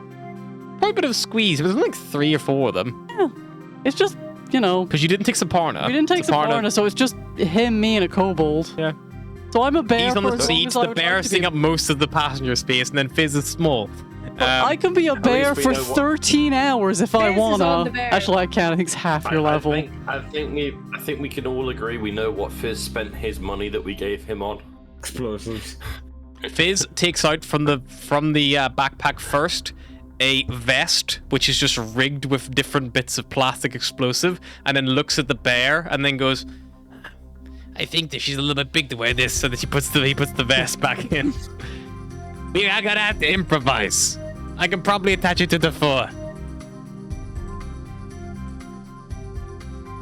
We also have 2 bandoliers of grenades. You know, Oh, worst case scenario. Fantastic. I can be a bear for 6 hours, but that's still a long time to be a bear. And you as a bear immune to explosions. No. What? No bears are immune to explosion. Are bears immune to explosions on Draconic Space? I just kind of assumed you're really big. I mean, I'm probably more immune to an explosion than I would be as myself, but I'm. If you want to still find made out, of I think I've got a flesh. small cherry popper somewhere in here. I don't. We could just like put it in your mouth. See There what are happens. people actively dying right now that we are very attached to, so. Okay, well, we're just flying across space. We can't do anything anyway right now. Yeah, exactly. We can't blow up right now. Let's go. Bit of fun. Barros, does this thing go any faster? I'm taking it as fast as I can. You see Barrows on the radar here that a few of their ships are beginning to descend down towards the planet's surface. Meanwhile, ascending up elevator cables at speed. Most of you have no difficulty, but I do need someone to roll me a d20, please.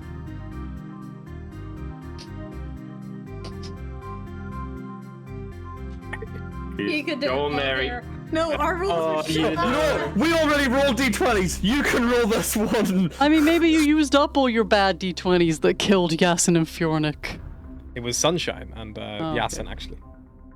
You can't kill I will Sunshine.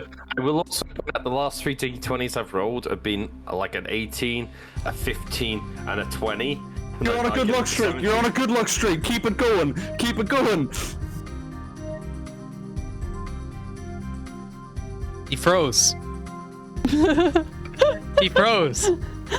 Oh god. 19. rolled a 19. Keep it going. Keep it going. He Yeah. froze, but he rolled a 19. The young Kenku seems to keep their grip, and after a good, I mean, you guys are traveling like these skyhooks they're not like crazy fast.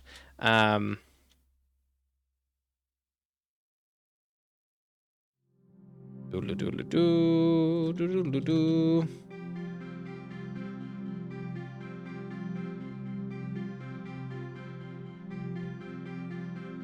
Yeah, like you guys are traveling upwards for like, honestly, like, bear in mind, getting down here took you guys several hours. And obviously that was, you know, a couple of minutes. if you jumped off a couple minutes, it was a big free fall. Like full-blown like parachuting level jump from you. To ascend that with these devices, it takes you guys the guts of about 2 hours. At least. Oh. They long... How long did it take us to ascend by thing then? I thought it took us 2 hours to walk down. I think you guys were walking down to like closer to 4 or 6. Yeah, me and Atlas had like a full blown. They had like a full couple of short rests down there when you guys were coming down. Oh, Jesus. All right. But like, you know, it's 8 kilometers up and you're using, you know... Effectively an elevator. But slower. Yeah, it's very, very sluggish. It's not built for like, you know, like an elevator calibrated properly could do it a lot quicker because obviously it's, you know, it can speed up in the middle and slow down as it gets to the top and that kind of thing. Whereas these things are like set speed and they're, you know, again, not being used in a way they're really designed for. But yeah, no one slips, no one falls. Eventually you reach the Spire City of the Song. You see the buildings made out of ramshackle, scavenged bits of metal. And again, like compared to Atlas's hometown, it does seem a lot nicer here. But it is still a little bit, you know, designed on a need to survive and built with what they have. Everybody's right arm is just dead. You probably have had holding to a stop button. and take breaks. Like, you probably have, like, you know, between the 4 of you, or the 6 of you, I suppose you've got the other ones, have, like, after, you know, half an hour at a time, probably had to, like, you know, swing over to, like, a ledge and, like, you know, hold on to, like, you know, something else, like, you know, find, like, something you can get your footing and just, like, give your arm a bit of a break. It's like doing a fucking, like a dead hang, but, like, for that long, it's, like, insane. Like, you can keep that grip. But you manage it. Like, the skyhooks are built in a way that they clasp onto your elbow and stuff. Like, they're built to support you as much as they can, but it still tires you out. All right, now let's see if we can get this fucking elevator moving. Okay. 1 sec, and Volgir will just like shake both his arms. You probably just hear cracks come out of all his elbows. Yep. And can you untie his? Yeah. Untie the kid from Volgir. Yeah, Kenku comes over and tries to help as well, as they can. They get them both off, and then they say in Celestial, thank you. So probably We're not done yet. does a quick like medicine check over both of them to make sure they're okay. Sure. While she's doing that, Cyrus will just like kneel down again and be like, there are going to be ships arriving soon. We don't want you going too far though, so maybe just stand in an open space outside of the spire, try and avoid crowds, look for ships. If you see any, let us know. Nod. You start making their way out of the spire into the Spire City proper. Okay, make it be They like just that. bypass the Lift. shit and stuff. You guys up here have a choice. You could go for where you know you've had lift. The only place you've seen lift controls is all the way up in the council chambers, but the lift itself is kind of somewhere in between the council chambers and these structures. The structures are above or below the lift? Below the lift. So if you kind of imagine it this way, like the Spire City's like here, so like the needle's like this. The city starts here and finishes here, like on the actual peak.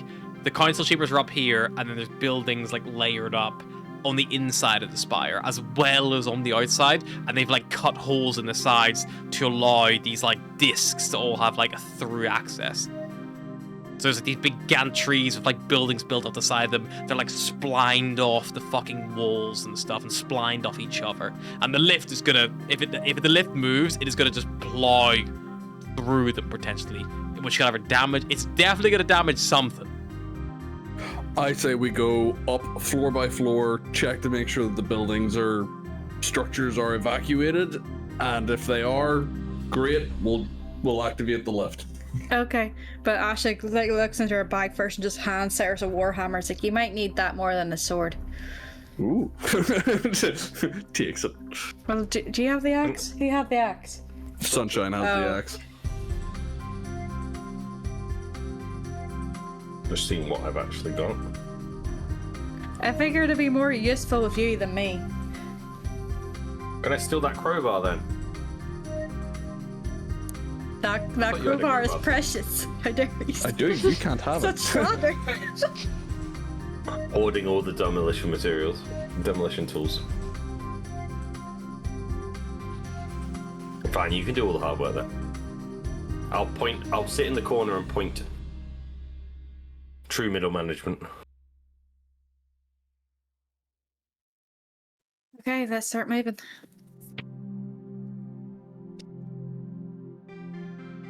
Okay. You start ascending upwards. Meanwhile, I need 2 d20 rolls from 3 people. That's 6 in total, please. Two from three Extra, people? I hate Mhm. this. Astra, roll better. I'm not rolling again, I'm scared. Do we need another one? I will need 1 more, please. Do it.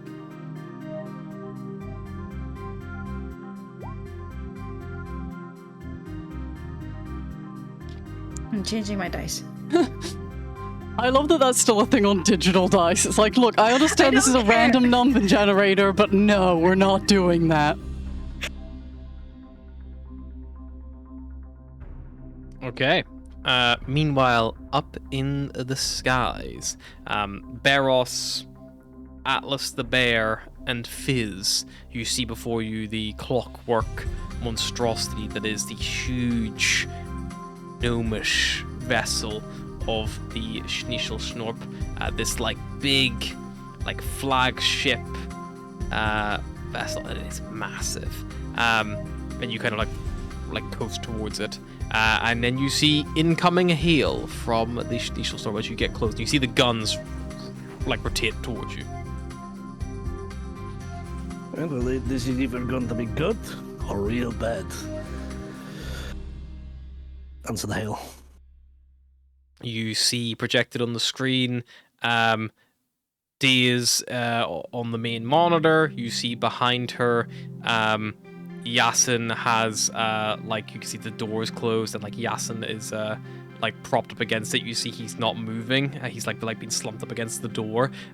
Next to him you see laying on the ground also not moving is Sunshine. And you see Fiornik is currently going around and like Daze is calling things out like that terminal there, I need you to press the big green button. Is that green or is that blue? I don't know, those always confuse me. And then after that, that red one over there. Sorry, we're trying to fly a flagship with 2 people right now. How's it going? You guys got docking clearance. I'm telling the gunners that you're chill. And you'll see it right in front of you on your HUD. Please hurry. This is fucked. Not that red, green, green. And then the cunt. You see that the whole ship just begins listing like to the right, like just like the whole thing just starts turning like on a yaw. See, then I'll match the yaw captain and doing. land.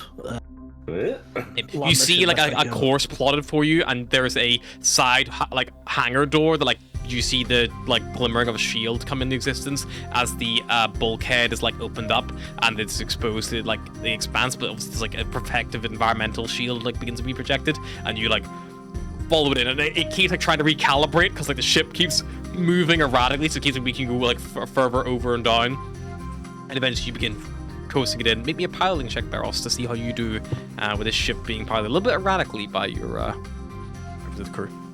She's trying her best.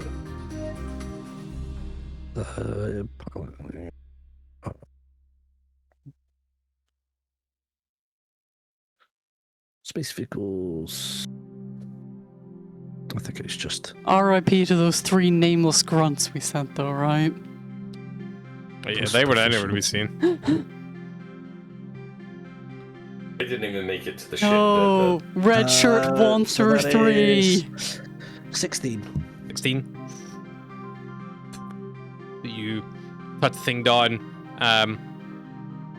As you do, you see that there is like a like a connection still maybe to Days like in this hangar, and you don't think she's like got the like deliberately has the comm channel open here, but you think it's probably more like it's probably supposed to be like a welcome to the Schnitzel, like something on those, like you think like a greetings supposed to play, and you just hear like from like Days' like microphone, like you probably don't even see her, and then you hear like Fiona, just stop pressing buttons, okay? We're gonna stop. And then you hear Fiona be like, look, if you could just tell me what to do clearly, I can do it. And then Days just like sighs, goes like, I'm not that good with the big girls. I'm used to a smaller ship. It's easier to steer. You've got like one thing. Why do you put different controls in different stations for up, down, and left and right? That's insane. And then like you hear fizzle out again. Yeah. Head. I suppose we need to head straight up to the. Yes. Atlas will stop. Heading straight to the door. Atlas will start running up to where she thinks the bridge might be. Okay. Yep. You don't speak Gnomish. Nope. All the signs here are in Gnomish. Yep. To navigate the ship. Fizz, I don't suppose you speak Gnomish at all. That'd be super helpful. I can pretend. Atlas will just yell. There says gabbly-goo. Atlas will just yell into space in the hope, just like, Days, we don't know where we're going. Make me a persuasion check. She's dealing with other shit right now. 5.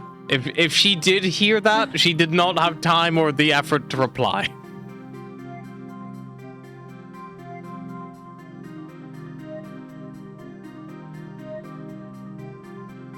If you would like to blindly navigate the ship, educated guess based it's on very much going to be a the fact history check.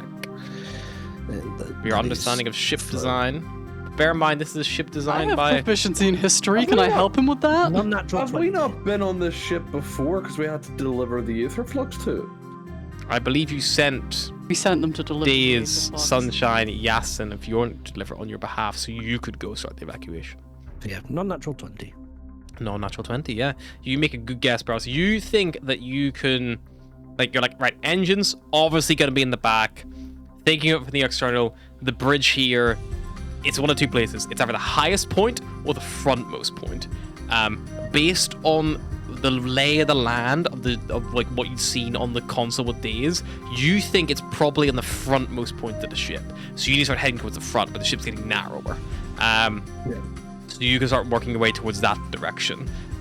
As for where the Aether Flux and stuff is located, you would imagine it's probably a big system, like probably comparable to like, some kind of orbital like barrage system. So probably lower middle of the ship, as opposed to near the back or near the front. Atlas will turn to you and be like, you go for the Aether Flux, start blowing your way through that door. I'll get to the bridge. All right. And I will take Fizz and start making my way to essentially an estimated guess on where this where the safe box is. You see that Fizz has basically like grabbed a little hover, like it's a little hover platform with a little handle, effectively kind of like a pallet truck, and he's like put his backpack on it. It's like wheeling it like behind himself. It's like floating along behind. It's like, we need to get some of these for our ship because this is so much easier. The lack of strain on the back, this is good engineering, and you can see it's like perfectly designed for someone of his stature and height, like because it's designed for gnomes and halflings. Stealing. I'm taking this with me. That's fine. I'm going to go kill an admiral, so Okay. stealing a trolley is probably not going to be very high up on the list of bounties. I can't imagine it is. And you start making your You see way. the gnome bounties get released after this. It's like for the death of Admiral, it's like, 10 million chits. It's like for stealing that one trolley we really liked, 100 billion chits. For both groups who have split off, the Atlas on her own and the Barros and Fizz group, I do need you to tell me how you're proceeding because you're aboard for all intents and purposes right now, a hostile mutinous ship. Are you doing it stealthily? Are you running as fast as you can? What's the play? I'm running as fast as I can because I am a giant bear, and I don't think I don't think I'm going to stealth very well. Right. I am going to essentially pretend. Weirdly, I do have skill in stealth as a bear, I but should be there and try and persuade anyone that I come across that I am supposed to be here. His middle name is MacGyver. It's Fee MacGyver's. okay. Then when his we full called him, we would have said his full name, you know. Fee MacGyver's. And Fee MacGyver, get to the bridge, please. Not the bridge, the fucking cargo bay, please. So, Barros, how are you and Fizz proceeding? I'm going to act like I belong there, and if anybody comes across me, I'll try to talk my way out of it. Okay, that sounds like This loser's never heard of a goat gnome. It sounds to me like initially you're doing a performance, and then if that fails, you'll have a chance to do deception. Sure. So make me a performance check, please, Barros. Natural 20 for 28. And Fizz rolls a 2. Bringing your average down a little bit. He is a dragon folk after all.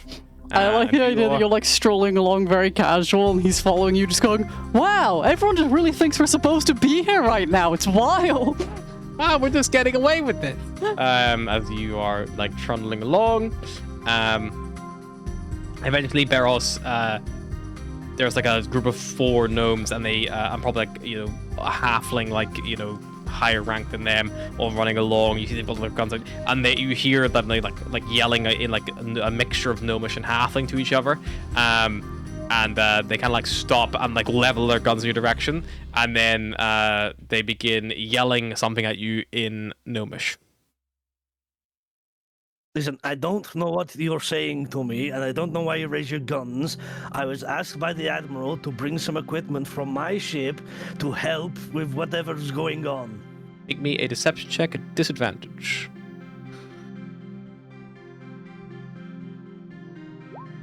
Uh, 18. You hear, you like say that, and the halfling looks at them, and then he says like, you hear him say, so you pick up a word, and you hear him say like, he says like gabagool, and you're like, that was the word you saw on the sign that pointed towards the front of the ship. And then they like literally look at you, and then they like point at you, and then point like to stay, and then they run past you, and then they run in the direction of where you saw Atlas flying. But they let you go.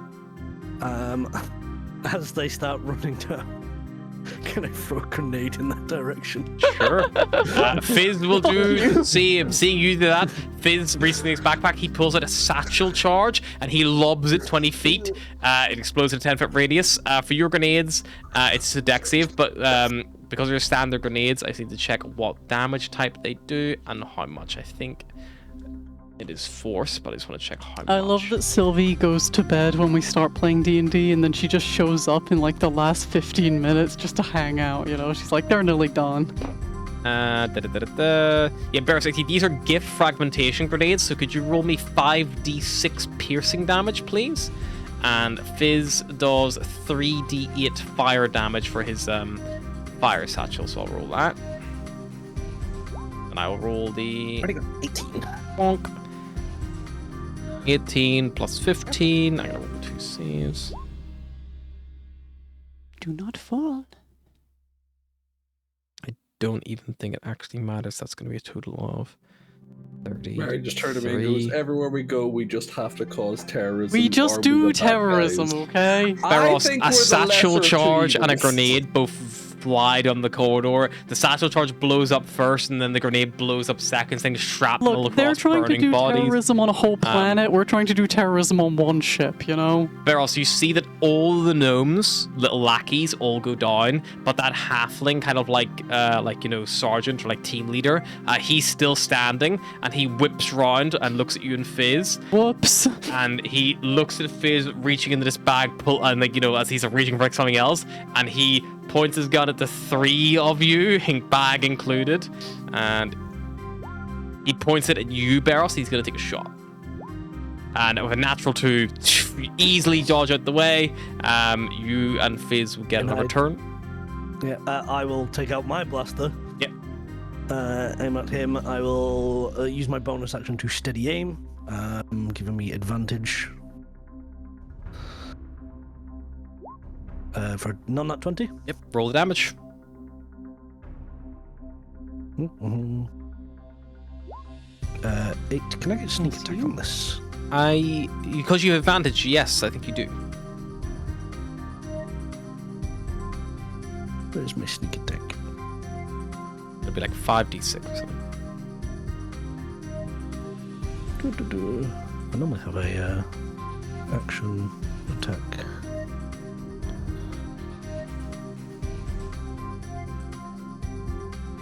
Yep, the sneak attack 4d6. 12. An Nice, extra 20 12. damage. You whip round after the shot, like you dodge out the way, level your own blaster, and just shoot this guy clean in the chest, and you just watch as, like, a little hole appears, like just clean. You can see the hallway beyond it, and literally probably at this distance you can see the silhouette of like a flying away, like a running away bear, a little bear butt in the distance, as you can just see. Oh, my bear butt. But yeah, the little patrol has been swiftly and easily dealt with.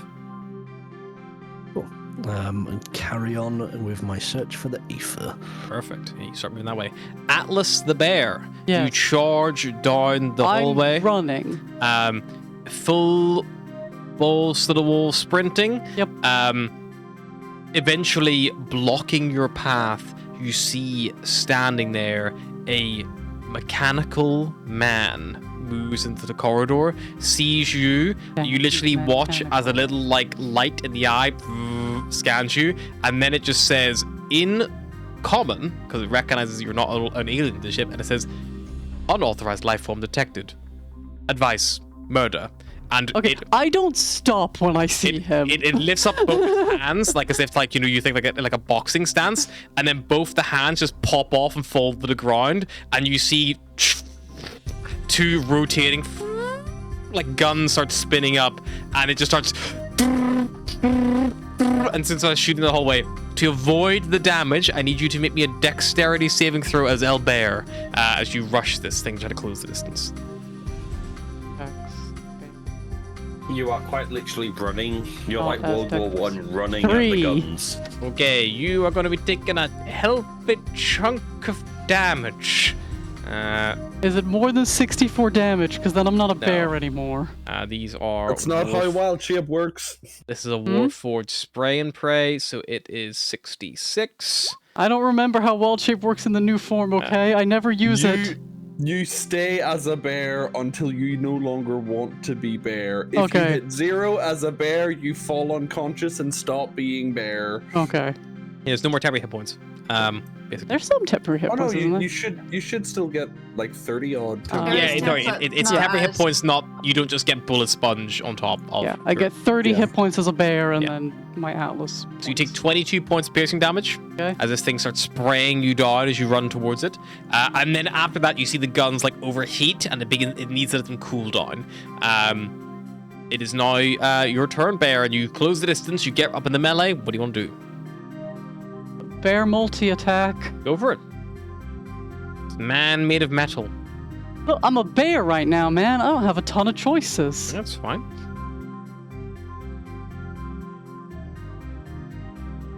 Fight the guy.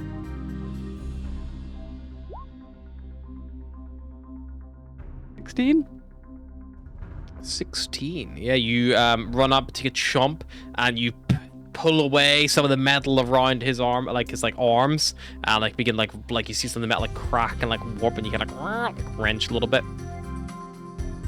Try and claw him. Go for it. Another 16. 16 again, yeah. Another, like, you slash him across. You see, like, it leaves these big gouge marks across his torso, but he is still standing. Anything else?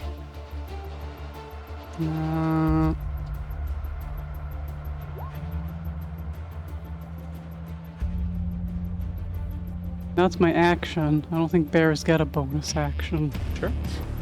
This thing's guns are still red hot. You see it like assesses that. The guns slink back in, and then popping out from the forearms, these two like long, almost like upside down scimitars appear, and it begins slashing out in your direction with 2 strikes. That is going to be a 18 and a 12 to hit. I'm pretty sure the 12 misses, but I'm still working out bears. 14, 17, I think is the natural AC. See, this is 11, but I feel like my AC used to be better as fucking a black bear. Look at your wild shape features, because your AC might naturally go up. Regardless, you're going to take 12 points of slashing damage from the one that definitely hits. Then let me know if the other one hits you or not, and it is back to your turn.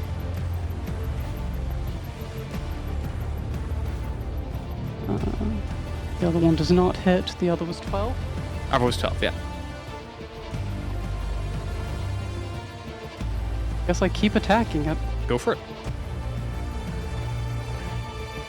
Just try and outrun him, but he does have guns. How close am I to the bridge? Somewhere, you're not entirely sure. You've not been there before. I attack. Go for it.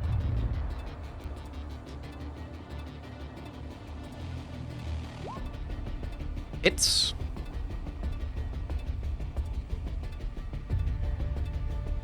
Jump down on his arm, like, kind of throws you off.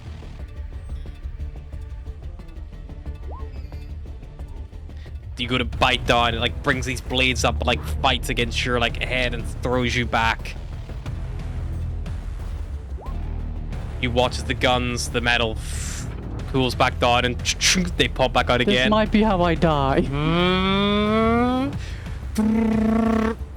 Next saving throw, please.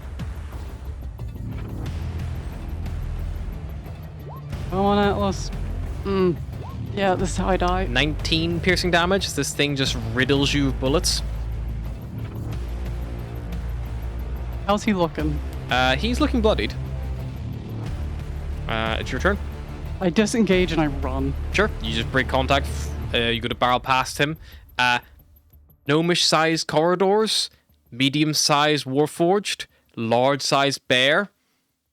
Nowhere you're going to get past this guy. He's blocking the corridor. He's defending this route. Probably as he's programmed to. What if I drop my wild shape? Would I fit past Drop your him? wild shape, you can squeeze past him. But I still disengage if I did that? Is it an action or a bonus action to drop your wild shape? Bonus action. Disengage Then you can disengage action, bonus or action, not? drop the wild shape, and then still run 30 foot. Or fly 30 foot, whatever you want to do. And He will just shot likely his start guns. chasing you.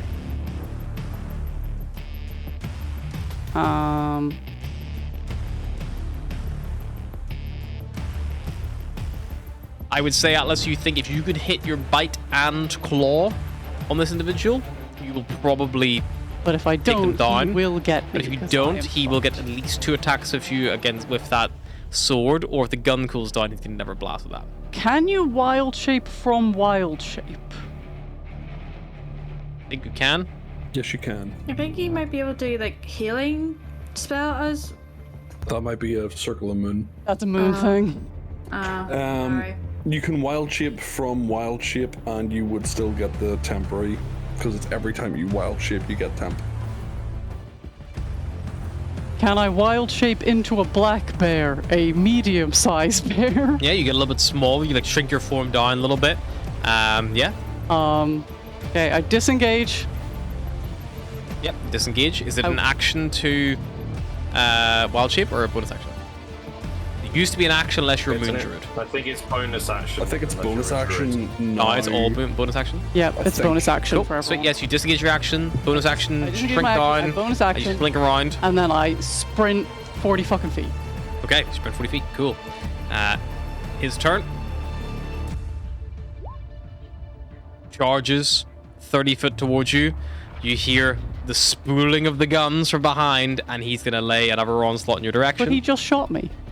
Yes, but They don't have to cool down? He rolls a Six d6 on a at the start of recharge. every turn, Damn. and he rolls a 6, they cool down. Damn. He's rolled 2 6s in a row. Bastard. That is going to be 21 points of piercing damage unless you can succeed a DC 15 dex save. Am I more dexterous as this bear? Probably not. Probably not. 25% chance at least. 18. You take half damage, reduced to 10 piercing, as this thing begins to shoot I'm you on in the back. 1 hit point. You would have got your another temporary hit 30 points temp. back when Oh, you wild yeah. chipped again. So you're on 20 temp. He's I'm on 10 20 foot behind you. temporary. You don't think you think he's slower than you are, right? No, he's like not. You're faster than he is. You're gaining ground. I just fucking sprint. I Yep. Dash. Yep, I dash Yep. 80 foot. 80 foot. Okay, you run 80 foot. I hope there's a corner soon. Big long flagships aren't notorious for those. You run like a slight diagonal if that makes you feel any better, but unfortunately it's a very straight diagonal. They will, on their turn, their gun doesn't recharge. They'll start like you hear them like like echoing down the corridor behind you, but you can outpace them. It's So you- just this bear running down a hallway at a Terminator. Yeah, literally. Just Quite literally a running after Terminator. him. Like small gnomes and halflings built these like big strong things to defend them, you know, like I mean yeah, you can still hear like echoing down behind you, but you as the bear can just keep outpacing this thing as you run As and long run as he doesn't and get run. his guns back. Well, the guns you don't think they're not accurate. They're like a sniper rifle. Okay. They're very much you need to be quite close to me because he just kind of shot like that, The like corridor. in a cone, effectively. Yeah. So if there's a lot of people, it would catch a lot of. It's not intended for a single person target. Yeah, he just kind of sprays and prays a little bit, but yeah, you just got unlucky a lot of the time. You can outpace him, and you run all the way down until you end. The corridor ends, and as the corridor comes to an end, it ends in like a second corridor meets it, like almost like perfectly in line with it, and there's a door at the end of these two, where these two corridors meet. There's a big like bulkhead door. Sign above it in Gnomish you can't read. I'm hoping it's that big bulkhead door. What do? You I- hear, tung, tung. I run to it, I smack on it, and I yell, Days! You hear muffled through the metal, and then you hear as it opens, and it's like, and why are all the doors blue buttons? This doesn't make any fucking sense. Close the door again! As I like jump Oh no, through. not that one. It's the red one on the other side that closed it, and you see like Bjorn is like sweating, like running back and forth. As soon as the door opens, two bodies. Well, I see one body because only one was propped up. Yasin falls back, looking up at you, and you see his like eyes aren't moving, and his eye like mouth just lolls open. He's got like 4 big like wounds across his chest, and you see next to him like on the ground Sunshine like pool of blood around him, like laying on the ground. Shoving them forward, is the door behind me closing? Shove them forward. Yeah, Yasin, Fiona, sorry, runs over, press the button, the door like locks behind you. I'm putting a healing word into each of them. Sure. Which one first? Yes, and then Sunshine. Okay, you put in the Yasin. You roll it.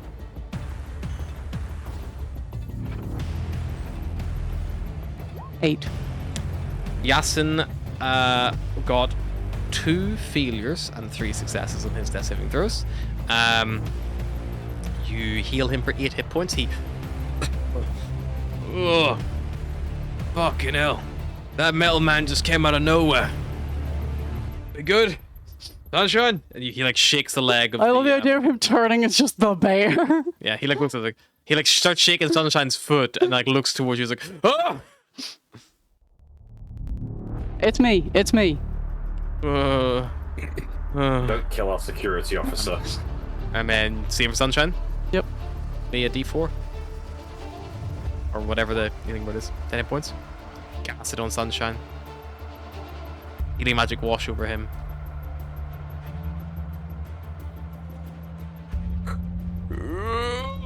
Oh, okay. Oh, that really fucking hurts. All right. I think you killed Mary. Where are we? Are we good? Ace? We're not I'm good. fine. We're Are you not fine? good. I'm fine. Oh, hey, Bear. He pats you in the face, and he just gets himself up. When did we get a pet bear? This is great. Fjordnik, is this yours? I always thought you were a ranger. He just calls out. Sunshine succeeded all 3 of his depth saving throws. Just The having first a 3 good dice nap. all went above 10. Yeah, got very lucky there. Yasin's was the last dice that I think it was Mary who rolled the last dice. That was Yasin's like 2 and 2. He rolled that last dice in the unnamed ones earlier. And then I have to roll healing word for myself because I'm about to fucking die. But I'm It is all out at of... this point, Atlas, that you hear bong on the metal door from the other side, which causes you probably to jump a little bit. God, I hope that guy can't beat through that door. I hope not. What's the plan? Is there a plan? I was going to just star shift us out of here so we can't target the planet. Barros is trying to get into the Admiral to stop him, kill him, unsure, unclear. Hoping to get that robot back online. There's a guy outside trying to murder me. I'm a bear. My whole planet is dying, and this keeps happening. And while she's saying this keeps happening, it's just like deep panicked thoughts. Yep. Okay. Hate that. Right. Sure. Let's just work this out. Sunshine. Let's have options. Start charging the warp core. Let's get ready to starships out if we need to. That's not what I was trying And you see Sunshine goes over and he's like, That- oh no, the buttons are all different. And he's like, Fjordnik, help him. And Fjordnik goes over and they start like trying together to work out how to spool up the starship drive of this vessel, which you know is going to take them at least a minute. Meanwhile, Atlas will run forward and be like, okay, what can I do to help? Not to worry or anything, but the last time I drove a starship, it was the 3rd one ever invented. you know what'd be really, really good? If you see that panel there, that one, you see that percentage that keeps going down? That's the door lock integrity to the bridge. It used to be 3 numbers, and now it's 2, so that probably means it's not good. Okay, hang on. Block that door. Is Atlas- Atlas still a bear? Because I just imagine Yeah. a bear at the console with little claws trying to push the buttons. Atlas will just stand in front of the door ready to fucking punch this guy in the face. Sure. Yeah, Bear takes position. Yasin, Fjordnik, Sunshine, and Daze all working away at their terminals. Meanwhile, Barros and Daze, or Barros and Fizz, sorry, Upper Z, are running to where they think this Admiral may be. Back on the planet's surface, we have our trio who are making their way up towards the lift. You're just going like door to door? What are you doing down the surface? Literally, Cyrus is going door to door, like checking a structure. Is anybody home? No. Good. Smash whatever's blocking the elevator shaft, Sure. and then moving to the next door. Okay. Make a athletics check for this, Cyrus, to see how effective your clearance is. But can I help? You can help, yeah. It's a 20 non-natural. You can have a roll yourself. If you've got proficiency in athletics, don't you, Bulgur? Yep. So you can Yeah, plus you can 9. ever give Cyrus advantage. You can roll yourself. What do you want, Cyrus? I'll take the advantage. I've got +8. Go for it. I've got Roll it +9. again. Hey, it's you calling me out for the. Don't know why I rolled it twice, but a 22. 22. Yeah, you start smashing these buildings up, smashing buildings, making your way up higher and higher and higher, and you get to the point where you basically clear a pretty decent chunk of the path for the lift, where you think you can start making its way down fairly comfortably. Like, it might catch a few bits and bobs, but overall, like, nowhere near the full-blown stopping. It might just like have a few scrapes on the side, because you're kind of eyeballing it. And as you get near the top, you like kind of like follow the pathway up and eventually spill out. The 3 of you as you're all moving together, and you are met by the council chambers, which are full. You see all the little like pocket nests all around this like big like, you know, walled area where these little interior balconies looking in here are all visible. You see the main speaker there, and you hear they're in full-blown discussion, and you hear one of them cry out, and unfortunately I don't think any of you speak Orin, but you hear one of them cry out, but all of you recognize the word smog. because smog is an Auran word, and there has been no translation for it. So all of you hear smog, and as you look, you see at all of the little exterior doors, which the council chamber is covered in, the smog is already beginning to seep in to the council chambers. As they are in the middle of discussing whatever plans they might have had or been trying to have on what to do right now. But you do see there is the terminal for the lift control right there before you. Meanwhile, up on the Schneeschelschnorp, Beros and Fizz run down the corridor.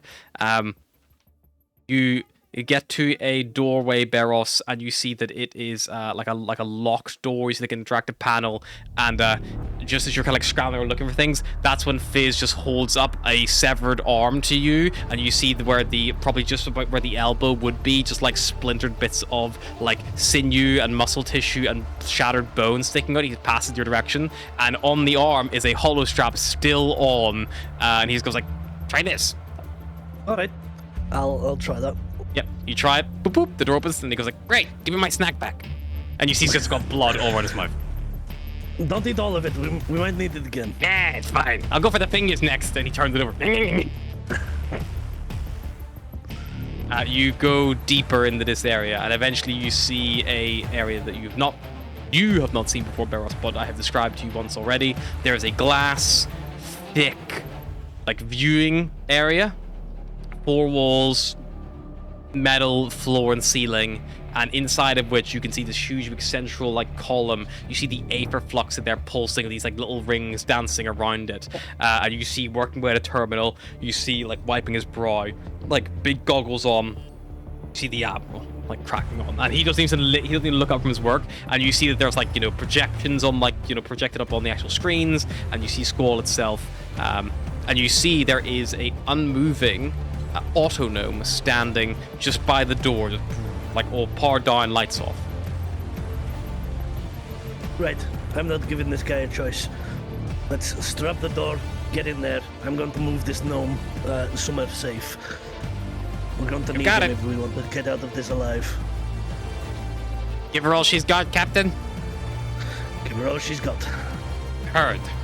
He goes over, he takes the did you give him both the bandoliers back, or did you keep one for yourself? I give him both. Yeah. He wraps the bandoliers around effectively the handles of this glass containment door. He then literally just takes his backpack, opens it up, and he just pulls out a spool and just begins unwinding it as he wheels back all the way. And he's like, "We may want to go back through that door we just opened." And he hands you the arm, "Hold on to this, I need both hands." And he's cranking the spool out.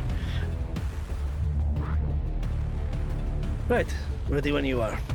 He wheels you all the way back to the door. He cracks it open, plugs it into his hollow strap, and then you just see a big green tick appear, and he just takes the little hand back off you. He bites off a finger, and there's maybe one finger left, and with it he just presses the hollow strap, and then you just he's like,